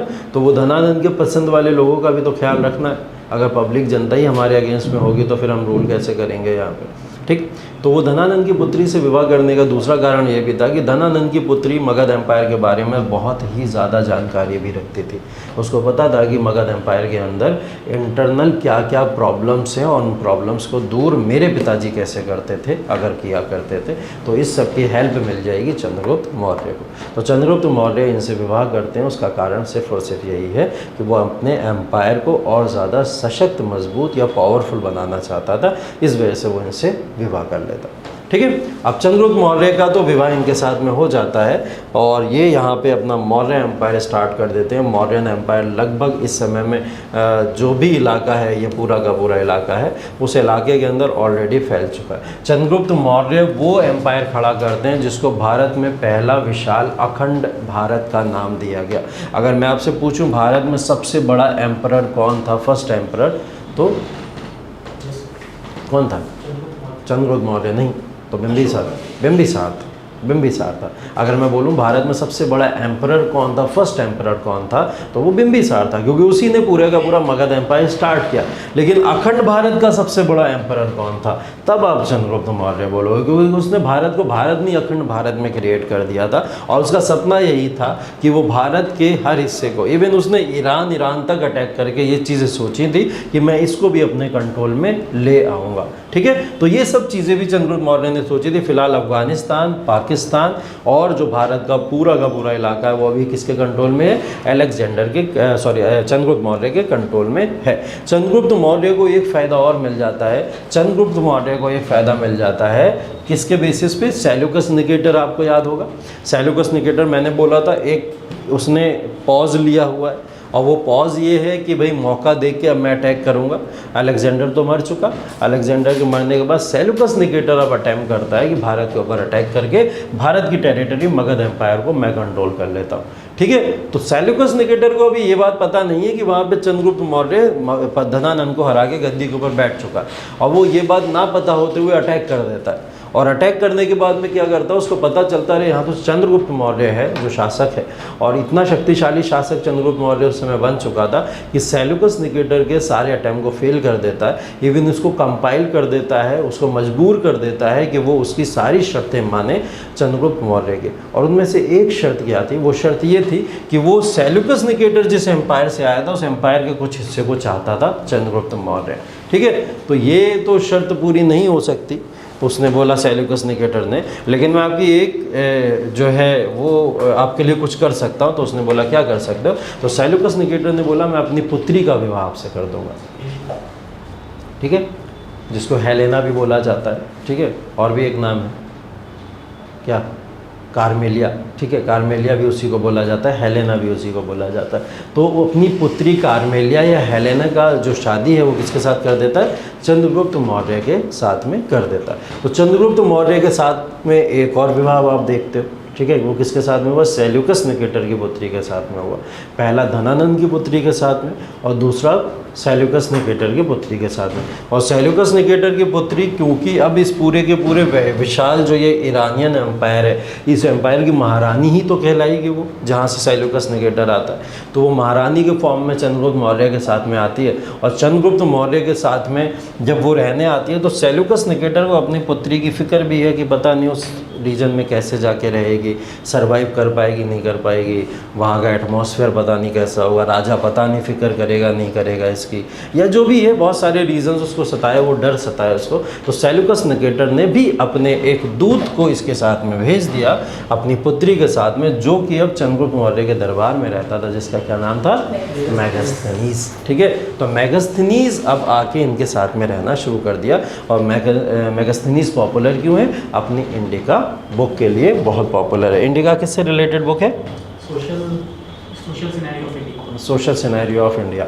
और ऐसी एक बुक और है, अर्थशास्त्र। किसकी है वो, चाणक्य की है। चाणक्य ने भी अर्थशास्त्र को लिखा था। और अर्थशास्त्र किससे रिलेटेड है, पॉलिटिक्स या पॉलिटिकल लाइफ ऑफ मगध, या फिर मगध एम्पायर की जो भी पॉलिटिकल लाइफ है उससे रिलेटेड। हाँ, बेसिकली उसी से बात होती है कि उस समय में पॉलिटिकल लाइफ क्या थी। अर्थशास्त्र मतलब इकोनॉमी होती है, ऐसा नहीं वहाँ इकोनॉमिक लाइफ दी होगी, नहीं, वहाँ पे पॉलिटिकल लाइफ का जिक्र किया गया है पूरी तरीके से। ठीक है, तो ये चीज़ को ध्यान रखिएगा। ये जो पूरी की पूरी इस मैप के बेसिस पे मैंने आपको स्टोरी सुनाई है, आई थिंक ये स्टोरी आपके दिमाग में रहेगी, इसे याद रहेगी आपको। हाँ, हेलेना। हेलेना, कार्मेलिया, कार्मेलिया। सर अलेक्जेंडर को क्या नाम है, सेलेकस निकेटर को चंद्रगुप्त ने 100 एलिफेंट्स दिए थे। 100 नहीं, 500 एलिफेंट्स दिया था, 500 एलिफेंट। और जब इन्होंने अपनी पुत्री का विवाह किया था, पुत्री का विवाह के साथ में इन्होंने काफ़ी कुछ दहेज में दिया था, जैसे पाकिस्तान अफगानिस्तान दहेज में मिला था किसको, चंद्रगुप्त मौर्य को। ठीक है, तो समझ लो दहेज कितनी पुरानी प्रथा है, अभी की नहीं है कुछ, ये सब यही लोग बिगाड़ के गए लोगों को। तो दहेज में मिला था उस समय पाकिस्तान अफगानिस्तान, तो सेल्यूकस निकेटर के कंट्रोल में था उस समय पाकिस्तान अफगानिस्तान, उन्होंने सीधा सीधा चंद्रगुप्त को दे दिया। ठीक है, कि आप मेरी पुत्री से विवाह किया, मैं आपको ये दे देता हूँ। इसके बदले में सेल्यूकस निकेटर ने भी सोचा कि चलो ठीक है, तुम भी 500 हाथी हमसे ले जाओ उपहार के रूप में, गिफ्ट के तौर पर। तो उसने 500 हाथी दे दिए थे उसको यूज़ करने के लिए। ठीक है, तो काफ़ी इंटरेस्टिंग हिस्ट्री होती है, हिस्ट्री कहीं ना कहीं काफ़ी चीज़ों से मिलके बनती है और ये इंटरेस्टिंग है। तो ये पूरी की पूरी स्टोरी थी, जिसके बाद में चंद्रगुप्त मौर्य अब एक इस्टेब्लिश मतलब एक स्टेबल एम्पायर को खड़ा करने में अब सक्सेसफुल हो चुका है। और बहुत सारे ड्रॉबैक्स या फिर आउटकम्स हमने देखे कि किस तरीके से और चंद्रगुप्त मौर्य अब यहाँ पे आगे अपने एम्पायर को क्रिएट कर देता है। इसके अंदर जितने भी नाम मैंने बताए, जो आपको शायद अभी याद नहीं हो पाए होंगे, अगर नहीं हो पाए होंगे, वो सब यहाँ पे कहीं ना कहीं मेंशन हैं। ठीक है, तो ये नोट्स मैं आपको भेजूंगा। ठीक है, तो आप लोग इसमें देख लीजिएगा कि कहाँ कहाँ पे वो सारे नाम हैं और उनको एक बार मेमोराइज कर लीजिएगा। बस मेन चीज़ है लिंक बनाना है, स्टोरीज़ क्रिएट करनी है अपनी माइंड में। अगर माइंड में स्टोरीज़ क्रिएट हैं, कब क्या क्या चीज़ें क्रोनोलॉजिकल ऑर्डर में हो रही हैं, तो बस वो आपके लिए आसान है। ठीक है, तो वो चीज़ें ठीक है, आपके लिए आसान है। अब यहाँ पे मौर्यन एम्पायर की बात करेंगे हम लोग। मौर्यन एम्पायर शुरू हो गया, स्टार्ट हो गया, और इसके पहले राजा चंद्रगुप्त मौर्य की बात यहाँ से स्टार्ट होती है। ठीक है, जिनका शासनकाल या फिर जो टाइम पीरियड है वो 322 से 297 BC तक। ठीक है, इसके बाद हमको बिंदुसार भी पढ़ना है, जिनका टाइम पीरियड 297 से 297 और 272 में डाउट है। हिस्टोरिकल भी ये डेट में कहीं ना कहीं कॉन्फ्लिक्ट है कि ये कब आए थे, 297 में आ गए थे या 272 में आए थे, लेकिन ज़्यादातर लोग यही मानते हैं कि चंद्रगुप्त मौर्य की डेथ हुई और बिंदुसार यहाँ पे रूल करने तुरंत आ गए थे। और इनका टाइम पीरियड है 268 BC तक। ठीक है, उसके बाद अशोका की भी स्टार्ट डेट पे थोड़ा सा डाउट है, 272 है या 268 है ना। और लेकिन ये चलती कब तक है, 232 BC तक चलती है। बस यही 3 रूलर्स के बारे में जानना है, मैं इन 3 रूलर्स के बारे में पढ़ना है। बाकी रूलर्स कुछ खास इंपॉर्टेंट नहीं है, इनके बारे में कुछ आपको खास पढ़ना नहीं है, ना कभी क्वेश्चन पूछा गया है, ना कभी ऐसा क्वेश्चन पूछा जाएगा। वृद्धरथ बस इसके लास्ट रूलर थे, इनके बारे में बस थोड़ा सा पता होना चाहिए कि लास्ट रूलर, हाँ, 187 से लेकर 180 भी और 185 भी कहीं कहीं पे मेंशन है, क्योंकि 185 में एक नई डायनेस्टी शुरू हो जाती है यहाँ पर। ठीक है, कौन सी, शुंग डायनेस्टी। ठीक है, तो ये डायनेस्टी यहाँ पे शुरू हो जाती है। अब देखिए मौर्य वंश यहाँ पे शुरू हो रहा है, मौर्य डायनेस्टी यहाँ पे शुरू हो रही है। मौर्य डायनेस्टी अगेन फिर अगर बात की जाए तो एक शूद्र रूलर यहाँ पे रूल करने आता है, ऐसा बोला गया हिस्टोरिकली। ठीक है, चंद्रगुप्त मौर्य फिर से कौन सा है, एक शूद्र रूलर। अभी हम लोग ने एक शूद्र रूलर पढ़ा, कौन, धनानंद, या फिर जो भी हमने नन डायनेस्टी की बात करी तो वो लोग शूद्र रूलर थे। उसके बाद में अगेन फिर एक रूलर आया जिसका नाम क्या था, चंद्रगुप्त मौर्य। इनको भी शूद्रा ही के फॉर्म में क्रिएट किया जाता, माना जाता है कि ये सब भी शूद्राज ही थे। ठीक है, ऐसा माना जाता है, ऐसा लिखा हुआ है, कई जगह पे मेंशन भी किया गया है। लेकिन कई सारी बुक्स हैं, जैसे जैन टेक्स्ट है, क्योंकि चंद्रगुप्त मौर्य किसको फॉलो करता था, जैनिज़्म को फॉलो करने लगा था, जैनिज़्म को मानने लगा था। तो चंद्रगुप्त के जैनिज़्म को जब मानने लगा था तो वहाँ पे इस बात की मेंशनिंग नहीं की गई है। इवन उसको बताया गया है क्षत्रिय, जैन टेक्स्ट के अंदर उसको क्या बताया गया, वो एक क्षत्रिय शासक था।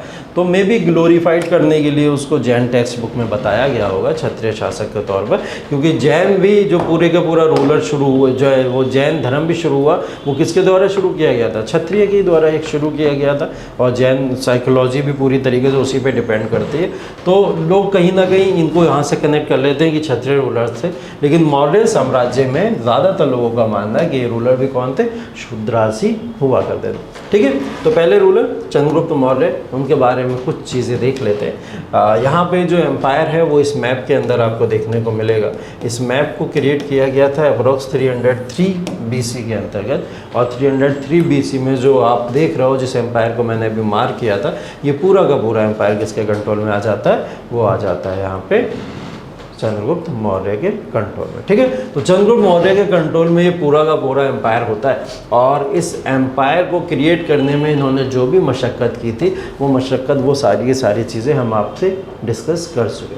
ठीक है, अभी देखिए कुछ इंपॉर्टेंट चीज़ें जो इनके समय में देखने को मिलती हैं, वो ऐसी चीज़ें देखने को मिलती हैं जैसे कि आपको साउथ का जो इलाका दिख रहा है, वो साउथ का इलाका अभी भी कहीं ना कहीं चंद्रगुप्त मौर्य के कंट्रोल में 303 BC तक नहीं था। ठीक है, क्या चीज़? पाकिस्तान पूरा थोड़ी है, इतना इलाका है, बस थोड़ा सा इलाका है, ऐसा नहीं। पाकिस्तान और अफगानिस्तान दोनों दे दिया गया था इनको। ठीक है, थोड़ा सा इलाका। अब थोड़े थोड़े इलाके कहीं कहीं पे जो होंगे वो तो कोई ना कोई छोटा मोटा रूलर होगा ना जो रूल कर रहा होगा, तो वो रूलर से नहीं लिया होगा, इसने छोड़ दिया होगा उनको रूल करने के लिए। ठीक है, तो ये कुछ इलाके थे जो यहाँ पे नहीं। अब उसके बाद में देखिए चंद्रगुप्त मौर्य के हाथों में उस समय में जो एम्पायर था, उस एम्पायर में अप्रॉक्स जो सैनिकों की संख्या है कितनी है, 6 लाख लोग इस समय सैनिक या सोल्जर्स थे इसकी आर्मी के अंदर, जिसमें से 30,000 घुड़सवार थे और 9,000 हाथी थे। ठीक है, हाथी ही की संख्या सिर्फ 9,000 थी यहाँ पे। ठीक, तो ये एक बहुत विशाल आर्मी है जिसके ऊपर शायद अटैक करने की अब आसपास के रूलर नहीं सोचा करते थे। जब इनकी पॉलिटिकल लाइफ को डिस्कस करने के लिए आता है, लाइक चंद्रगुप्त मौर्य की कुछ पॉलिटिकल लाइफ को डिस्कस कीजिए, तो उसमें हम लोग उनकी ये भी डिस्कस करते हैं कि इसके पास में आर्मी की स्ट्रेंथ क्या थी। तो आर्मी की स्ट्रेंथ में कुछ ये डेटा अगर आप मेंशन करोगे वहाँ पे जाके, अपने आंसर राइटिंग में भी मेंशन करोगे, तो एक इम्पैक्टफुल डेटा के फॉर्म में सामने आता है। तो लोग इसके ऊपर कहीं ना कहीं, जो भी आपकी कॉपी चेक कर रहा होगा वो भी थोड़ा बहुत खुश होगा कि हाँ इस बच्चे ने कुछ अलग चीज़ें पढ़ी हुई हैं जो और लोग नहीं लिख रहे हैं शायद, तो आप कुछ अलग लिख रहे होगे। हाँ सर, बहुत आराम से याद हो सकता है, 6-3-9। हाँ 6-3-9 वैसे भी याद हो सकता है। ठीक है, कैसे भी याद कर सकते हो, बस ये ध्यान रखना 6 में सैनिक हैं। ठीक है, कहीं 6 में घुड़सवार ना आ जाए, 6-3-9 तो याद रह जाए कि सैनिक घुड़सवार हाथी ना हो जाए, ऐसा ना हो जाए, बस ये ध्यान रखना। ठीक है, तो वैसे सबसे ज़्यादा सैनिक ही होंगे, 6 लाख हैं तो सैनिक ही हैं। हाँ सर, नंबर ही बहुत बढ़िया है सर, क्या? 0 जो है हाँ 5-4-3 6-3-9। सही है, हाँ सही है, जैसे जिस लॉजिक से याद रखना उस लॉजिक पे याद रख सकते हो आप। फिलहाल याद रखना ज़रूरी है। ठीक है, तो ये आप फैक्चुअल बेसिस पे कहीं ना कहीं मेंशन कर सकते हो अपने आंसर राइटिंग में। ठीक, अभी जब पहला टेस्ट मैं लूँगा तो उसमें आंसर राइटिंग भी कराऊंगा मैं आपको। मेरा टेस्ट लेने का पैटर्न यही होता है, 50 MCQs देता हूँ और 2 क्वेश्चन आंसर राइटिंग के लिए देता हूँ, तो दोनों तरीके के होते हैं। ठीक है, जिससे आप लोग MCQ में अगर बेइज्जती भी करा लो अपनी, जितनी भी करा पाओ, तो कहीं ना कहीं इज्जत बच जाए किसमें, जब आप आंसर राइटिंग कर रहे होगे। ठीक है, तो उसमें थोड़ी बहुत बच जाएगी, तब वहाँ पे ये डेटा मेंशन करना आराम से। ठीक है, तो चंद्रगुप्त मौर्य के बारे में यही चीज़ें हैं सारी की सारी, कि उसने एक इतना विशाल एम्पायर क्रिएट किया, और विशाल एम्पायर क्रिएट करने के बाद में उसने उस एम्पायर को एक अखंड भारत का फॉर्म दिया। ठीक है, चंद्रगुप्त मौर्य के बाद में इनका उत्तराधिकारी जिसको बिंदुसार बोला जाता है, बिंदुसार और बिंबिसार में कंफ्यूज मत होइएगा बिल्कुल भी। ठीक है, यहाँ बिंदुसार की बात हो रही है, वहाँ किसकी बात हो रही थी, बिंबिसार की बात हो रही थी। और ये चीज़ अगर अभी भी याद ना हो पाए तो याद रखिएगा, चंद्रगुप्त में क्या होता है, चंद्र बिंदु होता है। ठीक है, ऊपर बिंदु, हिंदी पढ़ी है तुमने, नहीं पढ़ी है ना। चंद्रगुप्त में क्या होता है, चंद्र बिंदु होता है। तो बिंदुसार किससे रिलेट करता है, चंद्रगुप्त से रिलेट करता है। ठीक है, बिंबिसार एक अलग है रूलर जो हरियंग डायनेस्टी से रिलेट करता है। ठीक है, तो ये ध्यान रखिएगा, इनका उत्तराधिकारी इनका पुत्र ही था। अगर थोड़ी सी बात मैं और चंद्रगुप्त के बारे में आपको बताऊं, तो चंद्रगुप्त मौर्य ने अपनी लाइफ टाइम जो भी रूल किया, उस लाइफ टाइम रूल में उनका जो लाइफ लेसन था वो सिर्फ एक ही था, और वो लाइफ लेसन को लेकर यहाँ से गए, वो ये था कि ये समाज या फिर दुनिया जो भी है ये सब निराधार है पूरी तरीके से। इसमें जो भी मेहनत मैं करके आया, मैंने जो भी लड़ाइयाँ लड़ी, वॉर लड़े, जो कुछ भी किया मैंने बहुत कुछ गलत कर दिया। उनको कहीं ना कहीं अंत तक आते आते ये रियलाइज़ हो गया, मैंने इतने लोगों को मारा, इतनी किलिंग्स करी, इतने सारे जीव जंतुओं की हत्या करवा दी, घोड़ों को, हाथियों को भी वॉर में मरवा दिया, इतने लोगों को मार दिया मैंने वॉर के अंदर। ये सब चीज़ें होते होते तो उनको ये बात अंत तक अपने एक लाइफ लेसन के फॉर्म में रियलाइज़ हुई कि मैंने जितने भी पाप किए हैं वो सारे के सारे पाप मुझे राजा बनाने के लायक तो नहीं, और मैं राजा नहीं बनना चाहता, और मैं राजा नहीं बना रहना चाहता। इन सब चीज़ों का प्रायश्चित करने के लिए इन्होंने अपना पूरा का पूरा साम्राज्य छोड़ दिया, और साम्राज्य छोड़ के चले गए कहाँ, कर्नाटका में। नहीं, हाँ, जब बुद्धिज़्म जैनिज़्म की बात हो रही, जैनिज़्म की बात है, तो ये बेसिकली कर्नाटका के अंदर चले गए। कर्नाटका के अंदर जब ये गए, अब जो तुम बोल रहे हो उससे भी रिलेट करता है थोड़ा सा, वो भी बताएंगे अभी हम। जब ये कर्नाटका के अंदर चले गए तो कर्नाटका के अंदर जाके इन्होंने संन्यास ले लिया, और संन्यास भी कोई आम संन्यास नहीं था, उसको आमरण अनशन बोला जाता है। मतलब जब तक प्राण नहीं त्याग देंगे तब तक कुछ अन्न का भी दाना अपने नहीं स्वीकार करेंगे। और ये जैन फिलॉसफी में कहीं ना कहीं आप पढ़ोगे जब जैनिज़्म में, तो ये वहाँ पे रूल होता है। वो रूल क्या होता है कि इंसान जब अपने प्राण भूखे रह के त्यागता है तभी उसको क्या मिल सकता है, मोक्ष मिल सकता है। ठीक है, हाँ, तो कैवल्य जिसको बोला जाता है। तो ये जो मोक्ष की प्राप्ति है कहीं ना कहीं, ये मोक्ष की प्राप्ति उसे तभी हो सकती है क्योंकि वो, वरना वो क्या होगा, एक साइकिल में फंसा रहेगा हमेशा कि बर्थ होगी, डेथ होगी, बर्थ होगी, डेथ होगी, और कभी भी मोक्ष की प्राप्ति नहीं कर पाएगा, दुनिया में नाचता ही रह जाएगा इधर से उधर। तो बोले इसको रोकने का एक तरीका है, वो क्या है, जो लोग प्राण अपने स्वतः ही त्याग देते हैं, अपने आप ही त्याग देते हैं, वो लोग कहीं ना कहीं मोक्ष की प्राप्ति कर ले जाते हैं। तो चंद्रगुप्त मौर्य ने जैनिज़्म को अपनाया और कर्नाटका के अंदर चला गया, और कर्नाटका के अंदर जाने के बाद में संन्यास लिया, और संन्यास लेने के बाद में यहाँ पे अपने प्राण त्याग दिए। ठीक है, ये अपना जो गुरु मानता था, वो गुरु मानता था। आपको पता होगा, मैंने आगे आपको जैनिज़्म पढ़ाऊंगा, तो जैनिज़्म 2 पार्ट में बढ़ता है, श्वेतांबर और दिगंबर। हाँ, श्वेतांबर और दिगंबर। ठीक है, श्वेतांबर और दिगंबर। अब श्वेतांबर जो लोग थे वो सफ़ेद वस्त्र धारण करने वाले या वाइट क्लॉथ पहनने वाले लोग थे, जिनका जो गुरु थे उनका नाम था स्थूलभद्र। इनके गुरु का नाम था ये स्थूलभद्र। इस पूरे के पूरे सेक्ट को चला रहे थे, स्थूलभद्र थे। ठीक है, दिगंबर जो थे ये वो लोग थे जो अपने एक कहीं ना कहीं नेकेड पूरे रहा करते थे, अपने आप को सारे वस्त्र त्याग दिए थे, हर एक चीज़ को त्याग के ये सिर्फ और सिर्फ भगवान की आस्था में इतना लीन रहते थे कि इन्हें किसी भी चीज़ से, संसार की किसी भी वस्तु से कोई मोह नहीं है। तो ये अपने आप को हर एक चीज़ को त्याग के रहा करते थे। इनके जो गुरु थे उनका नाम था भद्रभाव। ठीक है, ये 2 गुरु हैं, इन दोनों के जो अलग अलग सेक्ट के थे। तो जो चंद्रगुप्त मौर्य अपना गुरु मानते थे, किसको मानते थे,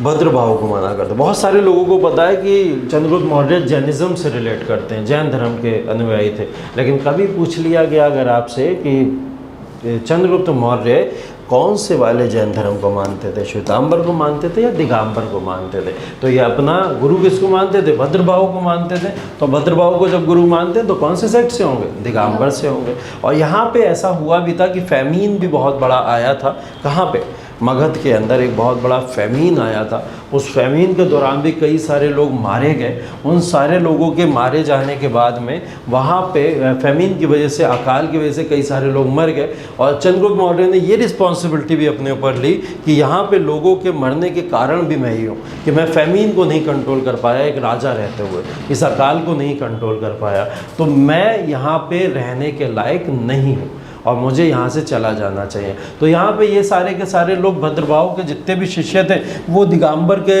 सेक्ट को कहीं ना कहीं क्रिएट कर लेते हैं कर्नाटका में जाके।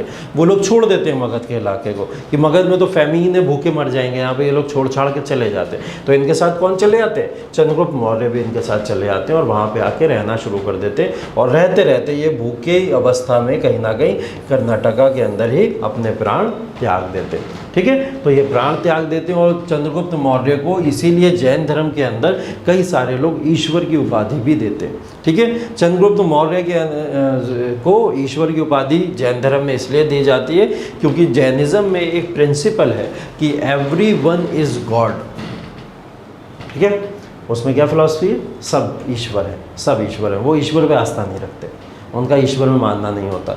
गॉड है, कोई ऐसी शक्ति है, वो ये सब नहीं मानते। वो ये मानते हैं कि आप ही गॉड हो, मैं गॉड हूँ, हम सब गॉड हैं, ऐसा मानना उनका होता है। ईश्वर हम ही लोग हैं और हम ईश्वर तब बन जाते हैं जब हम लोग ये वाली अवस्था को प्राप्त कर लेते हैं, जब हम लोग इस अवस्था में चले जाते हैं, जब वो साइकिल रुक जाती है हमारे बर्थ लेने की और जब हम अपने ऐसे प्राण त्याग देते हैं, तब ये अवस्था ही क्या कहलाती है, वो अवस्था कहलाती है आपकी जैनिज़्म वाली भगवान बनने की अवस्था। तो उसमें सब भगवान होते हैं। ठीक है, अभी एक करंट में ही एक पर्सन है, ये आपको होमवर्क दे रहा हूँ मैं, आप लोग ज़रूर इसको ढूंढिएगा, सर्च कीजिएगा। करंट में ही एक जैन स्कॉलर हैं जिन्होंने अभी अभी अभी अपने प्राण त्यागे हैं अपनी मर्जी से। आपकी अदालत में आए थे। आपकी अदालत में आते हैं। नाम मैं उनका पूछना चाह रहा हूँ, नाम बताइएगा उनका कल पता करके कौन ऐसे व्यक्ति हैं, क्योंकि इससे रिलेटेड क्वेश्चन अगले साल या इस सालों में करंट अफेयर्स में पूछा जा सकता है। एक छोटा ऑर्गन है हाँ? जो जर्नलिज्म को बनाया है। क्या? ऑप्शन ये सब बताते हैं। ऑप्शन नहीं मिलते कहीं कहीं। अब ऑप्शन तो मेंस में नहीं मिलेगा ना। अब वहाँ पे अगर लिखना रहा कि अरे हाँ जैनिज़्म की फ़िलासफ़ी के बारे में लिखना है, अभी रिसेंट में ऐसा कुछ हुआ है, तो वहाँ नहीं मिलेगा ना ऑप्शन, है ना। तभी बोल रहा है कि जाओगे, ढूंढोगे, सर्च करोगे और ख़ुद जब देखोगे तब ज़िंदगी भर इस नाम को भूलोगे नहीं, तो है ना। तब एक बार खुद देख के अपने आप करना ज़रूर, और करना ज़रूर, है ना। भूलना मत कि मैंने ऐसा कुछ होमवर्क दिया है, ठीक। तो ये इस जो पूरी की पूरी जैन फ़िलासफ़ी है, इसको भी पढ़ेंगे, इंटरेस्टिंग फ़िलासफ़ी है पूरी। फ़िलहाल चंद्रगुप्त मौर्य का इससे बहुत लेना देना है। उन्होंने जैनिज़्म को काफ़ी प्रमोट किया, और प्रमोट करने के साथ साथ में जैनिज़्म के अंदर ही अपने प्राण त्याग के और वहाँ के कहीं ना कहीं एक ईश्वर के फॉर्म में ये बन गए, ठीक है। अब जब यहाँ पे चंद्रगुप्त मौर्य यहाँ पे रूल करने आते हैं, तो चंद्रगुप्त के बाद में ये जब 297 में यहाँ से चले जाते हैं, ठीक है, 297 में जब यहाँ से चले जाते हैं तो स्वतः ही अपने आप गद्दी पे आके कौन बैठ जाता है? बिंदुसार बैठ जाता है, ठीक है। बिंदुसार की स्टोरी बहुत इंटरेस्टिंग है।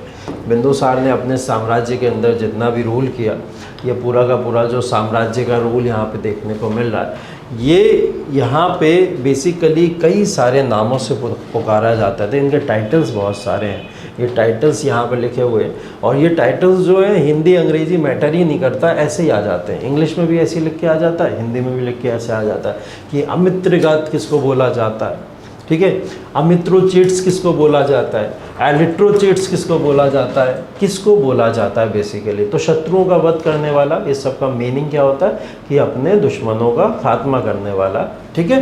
तो उसको इस वर्ड के नाम से जाना जाता है, ठीक है। अब देखिए, आपने वहाँ पे भी मैप देखा तो यहाँ पे भी अब मैप देख रहे हो कि ये मैप कहाँ तक ब्रॉड तरीके से फैलता चला जा रहा है। यहाँ जहाँ से इनकी बेसिक शुरुआत हुई है, उस पूरे थोड़े एरिया को ये लोग छोड़ रहे हैं, लेकिन भारत के अन्य इलाके के अंदर कितनी तेज़ी से ब्रॉड तरीके से फैल रहा है। तो इसके समय में भी, बिंदुसार के समय में, ये एम्पायर पूरा का पूरा कितना ज़्यादा यहाँ पे फैला हुआ दिखाई देता है, ठीक है। तो इसके समय में बोला जाता है कि इसने अप्रॉक्स लगभग हर इलाके के अंदर विजय प्राप्त की थी, ठीक है। और यहाँ पे एक बहुत इम्पॉर्टेंट पोर्शन आ जाता है जिसको कलिंग बोला जाता है, ठीक है।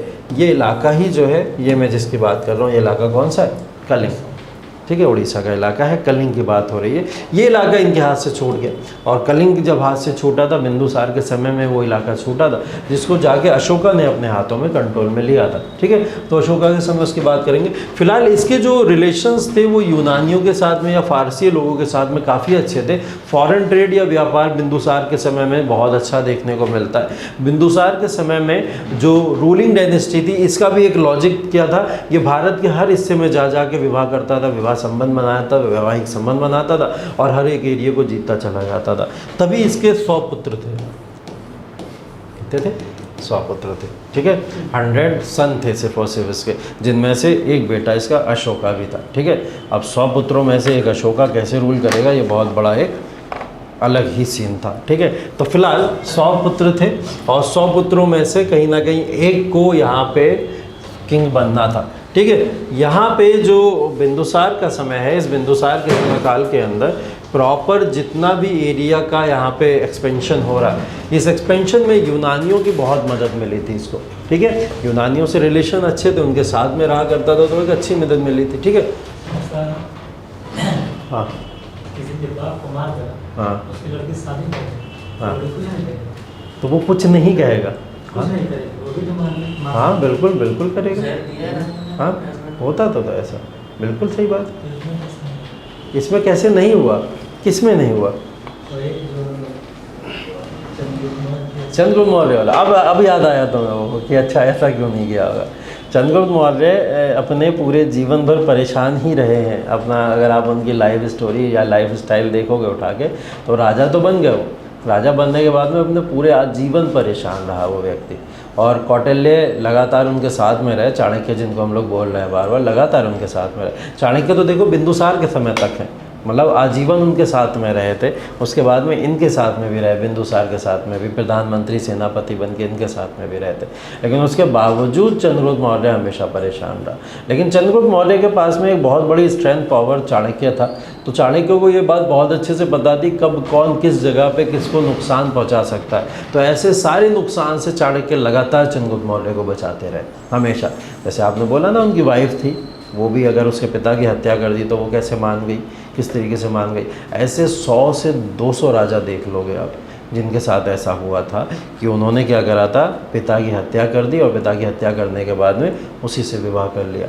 ठीक है, उनकी बेटी से विवाह कर लिया। कहीं दूर मत जाओ, अलाउद्दीन खिलजी को देख लो। ठीक है, अलाउद्दीन खिलजी ने भी तो यही काम किया था। ठीक है, हाँ, जलालुद्दीन खिलजी को मारा और उसी की बेटी से विवाह कर लिया था और दोनों की अच्छी लव मैरिज चली। ठीक है, लव मैरिज थी, ठीक है, अरेंज थोड़ी थी, तो अच्छी खासी चली थी। हाँ, एक और रीज़न भी हो सकता है चाणक्य का कि गुप्तचरों के गुप्तचर। हाँ, तो हाँ, रानी के जितनी भी दासियाँ होंगी, हाँ, हाँ, जो कि बहुत क्लोज फ्रेंड रही होंगी रानी हाँ, की, मगर वो सब इन्फॉर्मेशन शेयर करती हाँ, वो होता था। गुप्तचर विभाग इसीलिए तो बनाए जाते थे हर जगह पे, तो जिससे सारी इन्फॉर्मेशन। और राजा है, ऐसे थोड़ी कोई मार देगा, हलवा थोड़ी है कि मतलब कोई सुअर घूम रहा है मार दिया, है राजा है भैया, ऐसे थोड़ी मार दिया जाएगा। तो ये बेसिकली जो भी राजा इस समय में होते थे, और राजा के पास में प्रोटेक्शन आर्मी होती थी। राजा तभी तो अपनी किसी एक बीवी के पास रुकता नहीं था, तभी तो 10-10 बीवियाँ होती थी उसकी। ठीक है, उसे पता था 2 दिन रुका इसके पास, आज नहीं मारेगी कल मार देगी, क्या पता कब मार दे। तो वो इस वजह से रुकता नहीं था। अब इसके भी देखो 100 पुत्र हैं। ठीक है, मैंने क्या बोला, हर एक जगह पे जा जाके वैवाहिक संबंध स्थापित किए और ऐसे 100 पुत्र इसके थे। उन 100 पुत्रों के बीच में आपसी स्ट्रगल हुआ। ठीक है, और इतना स्ट्रगल देखने को मिलता है कि 100 पुत्र आपस में वॉर लड़ते हैं। वॉर लड़ने के बाद में फिर अब अगला राजा कौन बनेगा वो डिसाइड हो रहा होता है। ठीक है, अशोका राजा बनता, इस बात का तो बिल्कुल भी चांस था ही नहीं। ठीक है, 1% भी चांस नहीं था। क्यों? क्योंकि उसका फादर ही नहीं चाहता था, क्योंकि उसे याद ही नहीं था अशोका मेरा बेटा है। 100 में कैसे याद रह जाएगा। ठीक है, ठीक है, तो नहीं याद था, ऐसा नहीं बोल रहा हूँ, लेकिन हाँ वो सबसे कम पसंद करता था अशोका को। अशोका को बिल्कुल पसंद नहीं करता था। नापसंदी का कारण ये था कि अशोका जो है कलर उसका बहुत डल था, ब्लैक कलर में कहीं ना कहीं हमेशा आप उसकी पिक्चर देखोगे। एक तो कलर की वजह से उसे बिल्कुल पसंद नहीं करता था, और दूसरी चीज़ इसलिए पसंद नहीं करता था क्योंकि वो अशोका को जहाँ पे भी जिस जगह पे भी भेजा करता था विजय के अभियान के लिए, कैसे भी तरीके से वो उस अभियान के अंदर सारा का सारा क्रेडिट खुद ले लिया करता था। कि अगर जैसे उसने कश्मीर जीतने को भेजा अशोका को अपने काल में बिंदुसार ने, तो वो कश्मीर में जीता जाके, लेकिन सारा क्रेडिट बिंदुसार की जगह किसको मिला? अशोका को मिला। तो अशोका अपने से ऊपर सारे क्रेडिट और खुद नहीं लेता था, खुद ही आ जाता था कि इतना महान सेनापति था ही वो, तो वो सारा का सारा क्रेडिट उसके हाथ में आ ही जाता था। ठीक है, तो अशोका जब यहाँ पे शासक बना, तो शासक बनने के दौरान अशोका की इमेज कोई बहुत अच्छी इमेज नहीं, ये बात ध्यान रखिएगा। अशोका कोई एक बहुत अच्छा शासक नहीं था। अशोका ने जब यहाँ पे गद्दी छीनी थी तो अगेन फिर बहुत क्रूरता के साथ में गद्दी को छीना था, और अशोका को बोला जाता था इस समय, अशोका द ग्रेट तो बाद में बोला जाता है, लेकिन अशोका द इविल करके पहले इसको बोला जाता है, एक शैतान का नाम दिया जाता है। इतना ज़्यादा था कि इसने अपने एम्पायर के अंदर एक बहुत बड़ा, जो पिक्चरों में आप देखते नहीं है कि एक तालाब बना रखा है, गुंडे दिखाते थे पिक्चरों में पहले, उसमें तालाब में मगरमच्छ पाल के रखे हैं, अगर कोई आया किसी ने कुछ गलती करी तो मगरमच्छ के सामने उसको डाल दिया। ठीक है, तो ये सच में करता था, इसका सच में ऐसा ही होता था। ये अपने दुश्मनों को या फिर जो भी लोगों को पनिशमेंट देता था वो ऐसे ही देता था। इसका एक न्याय का कुआं हुआ करता था अशोका का। ठीक है, हाँ, वो न्याय का कुआं जो हुआ करता था उसमें लोगों को पनिश किया करता था उस तरीके से, हैं।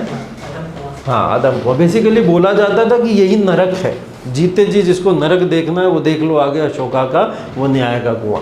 ठीक है, तो वो उसमें न्याय दिलाया करता था लोगों को, न्याय देने का मतलब किसी से अगर कोई भी गलती हो गई सीधा उठा के उसमें आग जलाते हुए कुएं में फेंक दिया करता था, सीधा जिंदा तक जलाया इसने कई सारे लोगों को। तो इतना क्रूर शासक था। ये गद्दी पे बैठा कैसे? इसके सामने 100 इसके भाई 99 और भाई हैं इसके अलावा। ठीक है, तो 99 भाइयों के साथ में इसको संघर्ष करना पड़ा गद्दी पे बैठने के लिए। बिंदुसार के जीवन का अंत लगभग करीब था, और ये जीते ही जी अपनी जो गद्दी थी वो अपने सबसे बड़े पुत्र के हाथ में देना चाहते थे। ये चाहते थे कि जो सबसे बड़ा पुत्र है उसके हाथ में ये गद्दी चली जाए, लेकिन अशोका को ये बात बिल्कुल भी बर्दाश्त नहीं होती है। अशोका जो है मगध मगध के एम्पायर के अंदर गवर्नर के तौर पर कार्य कर रहा था अभी, लेकिन गवर्नर के तौर पे ये अगला शासक बनना चाहता है। तो ये क्या करता है, जिस पुत्र को गद्दी देने की बात की जाती है सबसे पहले जाके उसी की हत्या कर देता है। ठीक है, बिंदुसार इस समय बीमार पड़े हुए हैं और बिंदुसार बीमारी में क्या करें, आप किसको राजा बनाएं, क्या ना करें। तो ये बात इनको पता चलती है। अशोका आता है, आने के बाद में गद्दी को हथिया लेता है, सीधा छीन लेता है। बिंदुसार मरे नहीं है अभी, बिंदुसार के मरने से पहले ही अशोका क्लेम कर देता है गद्दी के ऊपर कि अगला राजा अब मैं हूँ। ठीक है, जब ये बात पता चलती है इसके और भाइयों को तो सारे के सारे संघर्ष करने के लिए तो ये बुलाता है सबको, कहता हो चलो मीटिंग करते हैं, बैठ के पहले बात कर लेते हैं। सब लोग बैठ के बात करेंगे, फिर जो निष्कर्ष निकलेगा मैं तुम लोग की बातों को लेकर मान जाऊँगा, मुझे कोई दिक्कत नहीं है अगर ऐसी कोई बात है। ठीक है, एक को तो मार दिया, कितने बचे? 98 बचे हुए। उन 98 भाइयों को बुलाता है, संगोष्ठी होती है, मीटिंग होती है पूरी तरीके से। उस मीटिंग में बुलाता है और सबकी गर्दन काट देता है, एक को भी नहीं छोड़ता है, पूरे के पूरे। अपने 99 भाइयों की हत्या करने वाला राजा पूछा जाता है कई बार वनडे एग्जाम के अंदर, तो वो कौन था? अशोका। अपने 99 भाइयों को मारने के बाद में एक गद्दी के ऊपर बैठा था और इसने यहाँ गद्दी के ऊपर बैठ के एक बहुत बड़े एम्पायर का फॉर्मेशन किया। ठीक है, तो अब सोचो, अपने 99 भाइयों को भी मारा और ऐसे तमाम लोगों को मारा। डेविल इसको इसीलिए बोला जा रहा है, क्रूर शासक इसलिए बोला जा रहा है क्योंकि अशोका का लाइफ स्टाइल ही यही हुआ करता था। ठीक है, लेकिन धीरे धीरे इसको कहीं ना कहीं थोड़ी बहुत समझ आई। वो समझ जो आना शुरू हुई वो इस रीजन की वजह से आना शुरू हुई, कलिंग। ठीक है, कलिंग वॉर हुआ इसके समय में, और कलिंग वॉर के दौरान कई हज़ार लाखों की संख्या में वहाँ पे एनिमल किलिंग हुई। एनिमल किलिंग के साथ साथ में लोग मारे गए, बूढ़े मारे गए, बच्चे मारे गए, औरतें मारी गई, सब मारे गए। और इसी वॉर के दौरान, और इसका सबसे बड़ा मकसद लाइफ का था कलिंग को जीतना, सबसे बड़ा।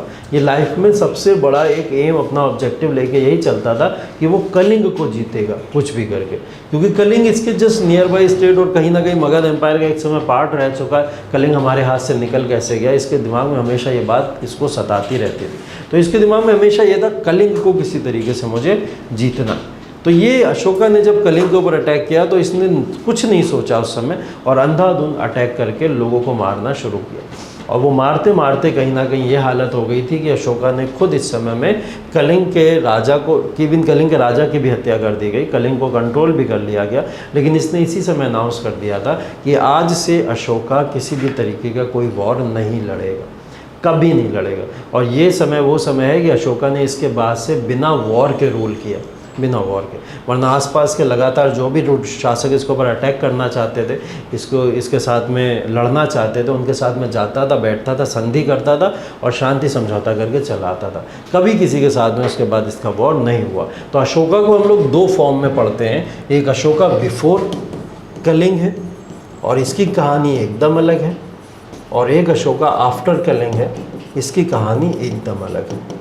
ये दोनों जो अशोका की हम लोग बात करते हैं ये अलग अलग अशोका हैं। इन अशोका के बारे में डिटेल में हम लोग डिस्कस करेंगे, ठीक है। लेकिन वो डिस्कशन जो होगा वो अगले क्लास के अंदर होगा, क्योंकि वो ब्रॉड टॉपिक है। अशोका इतना छोटा नहीं है कि आपको 10-15 मिनट में समझाया जा सके, ठीक है। बस अशोका के दौरान हम लोग एक मैप देख लेते हैं कि ये देख रहे हैं आप कि साउथ में इनका एरिया और ज़्यादा ब्रॉड हो गया है, और अभी तो ये वाला इलाका भी कहीं ना कहीं आगे चल के इनके कंट्रोल में आ चुका था, ठीक है। तो वो एक जो मॉडर्न एम्पायर है वो लगातार जो ब्रॉड होता चला गया, और सबसे ज़्यादा ब्रॉड किसके समय में हुआ था? अशोका के टाइम पीरियड में ही हुआ था, ठीक है। तो इस बात को ध्यान रखिएगा। यहाँ से हम लोग थोड़ा बहुत रिलीजन भी कनेक्ट करते हुए चलेंगे कि कौन कौन से रिलीजन में इस समय में मॉडर्न एम्पायर के रूलर्स कौन कौन से, क्योंकि देखिए इम्पोर्टेंस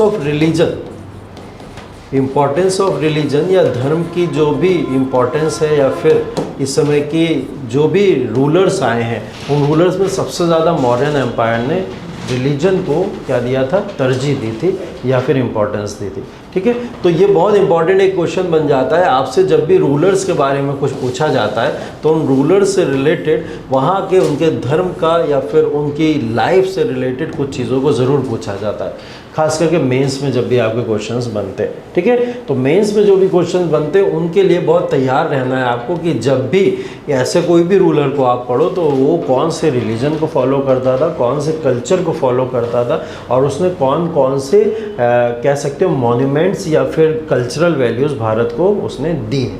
तो ये रूलर्स यहाँ से अब शुरू हो जाते हैं। अब यहाँ से लेके हम लोग मौर्य से लेकर जितने भी रूलर्स आगे पढ़ेंगे, ठीक है, टिल साउथ किंगडम तक, इवन साउथ किंगडम भी अगर हम लोग पढ़ेंगे तो इन सब चीज़ों के अंदर अब हमको इनकी कल्चरल लाइफ के बारे में भी पढ़ना ज़रूरी है कि इन्होंने इस समय में अगर मॉन्यूमेंट्स बनाए तो कौन कौन से मॉन्यूमेंट्स बनाए, और वो मॉन्यूमेंट्स बनाए अगर हैं तो उसके पीछे लॉजिक था क्या। ठीक है, तो ये सब चीज़ें अब आपके लिए इंपॉर्टेंट हो गई। इससे पहले कुछ इंपॉर्टेंट खास नहीं था, लेकिन मौर्यन एम्पायर से ये सब चीज़ें अब इंपॉर्टेंट हो गई। ठीक है, तो अब सिलेबस में सिर्फ आपको रूलर नहीं पढ़ना है कि रूलर आया, रूलर ने आके ये किया और रूलर चला गया, इतना नहीं पढ़ना। अब रूलर भी पढ़ना है, उसकी political life, economic life, religious life, social life, हर एक तरीके की लाइफ को यहाँ पे अब हम लोग डिस्कस करना शुरू करेंगे। ठीक है, अभी तो मैंने बस एक समरी के फॉर्म में आपको चंद्रगुप्त पढ़ा दिया, बिंदुसार पढ़ा दिया, या फिर अशोका के बारे में थोड़ा बहुत बता दिया। ये एक समराइज्ड फॉर्म था आज सिर्फ और सिर्फ। अभी इसके बारे में डिटेल जो फैक्चुअल नॉलेज है वो कल दूंगा। अभी सिर्फ और सिर्फ समझाने के लिए कुछ चीज़ें आपको बताई हैं। अब इससे रिलेटेड बहुत सारी फैक्चुअल चीज़ें भी हैं, वो कल आपको बताना शुरू करूँगा। ठीक है, तो आज का क्लास कहानियों का क्लास था। ठीक है, यहाँ पे हम लोग ने कहानियाँ सुनी, बहुत सारी पढ़ी कहानियाँ। तो ये कहानियाँ बस याद रखिएगा, इनको अपने दिमाग में बहुत अच्छे से नोट कर लीजिए, क्योंकि ये कहानी ही आपके काम आएंगी आगे चल के। जब आप पेपर दे रहे होगे बैठे हुए, पेपर में कुछ याद नहीं आ रहा होगा तो कहानी याद आएगी। ठीक है, तब कहानी याद करना उस समय बैठ के कि मैंने उस समय आपको क्या क्या चीज़ें पढ़ाई थी। तो वो कहानी से क्या होगा, अभी कल जब हम लोग इसके फैक्ट पढ़ लेंगे तो फैक्ट में वो कहानी कनेक्ट हो जाएगी फिर, है ना। तो फैक्ट और कॉन्सेप्ट एक साथ मर्ज हो जाएंगे एक कहानी के बेसिस पे, तो आपको फिर वो लाइफ टाइम कहीं ना कहीं चीज़ें याद रहेंगी। ठीक है, आज यहीं तक रखते हैं क्लास, बाकी कल मिलते हैं। Okay, thank you so much.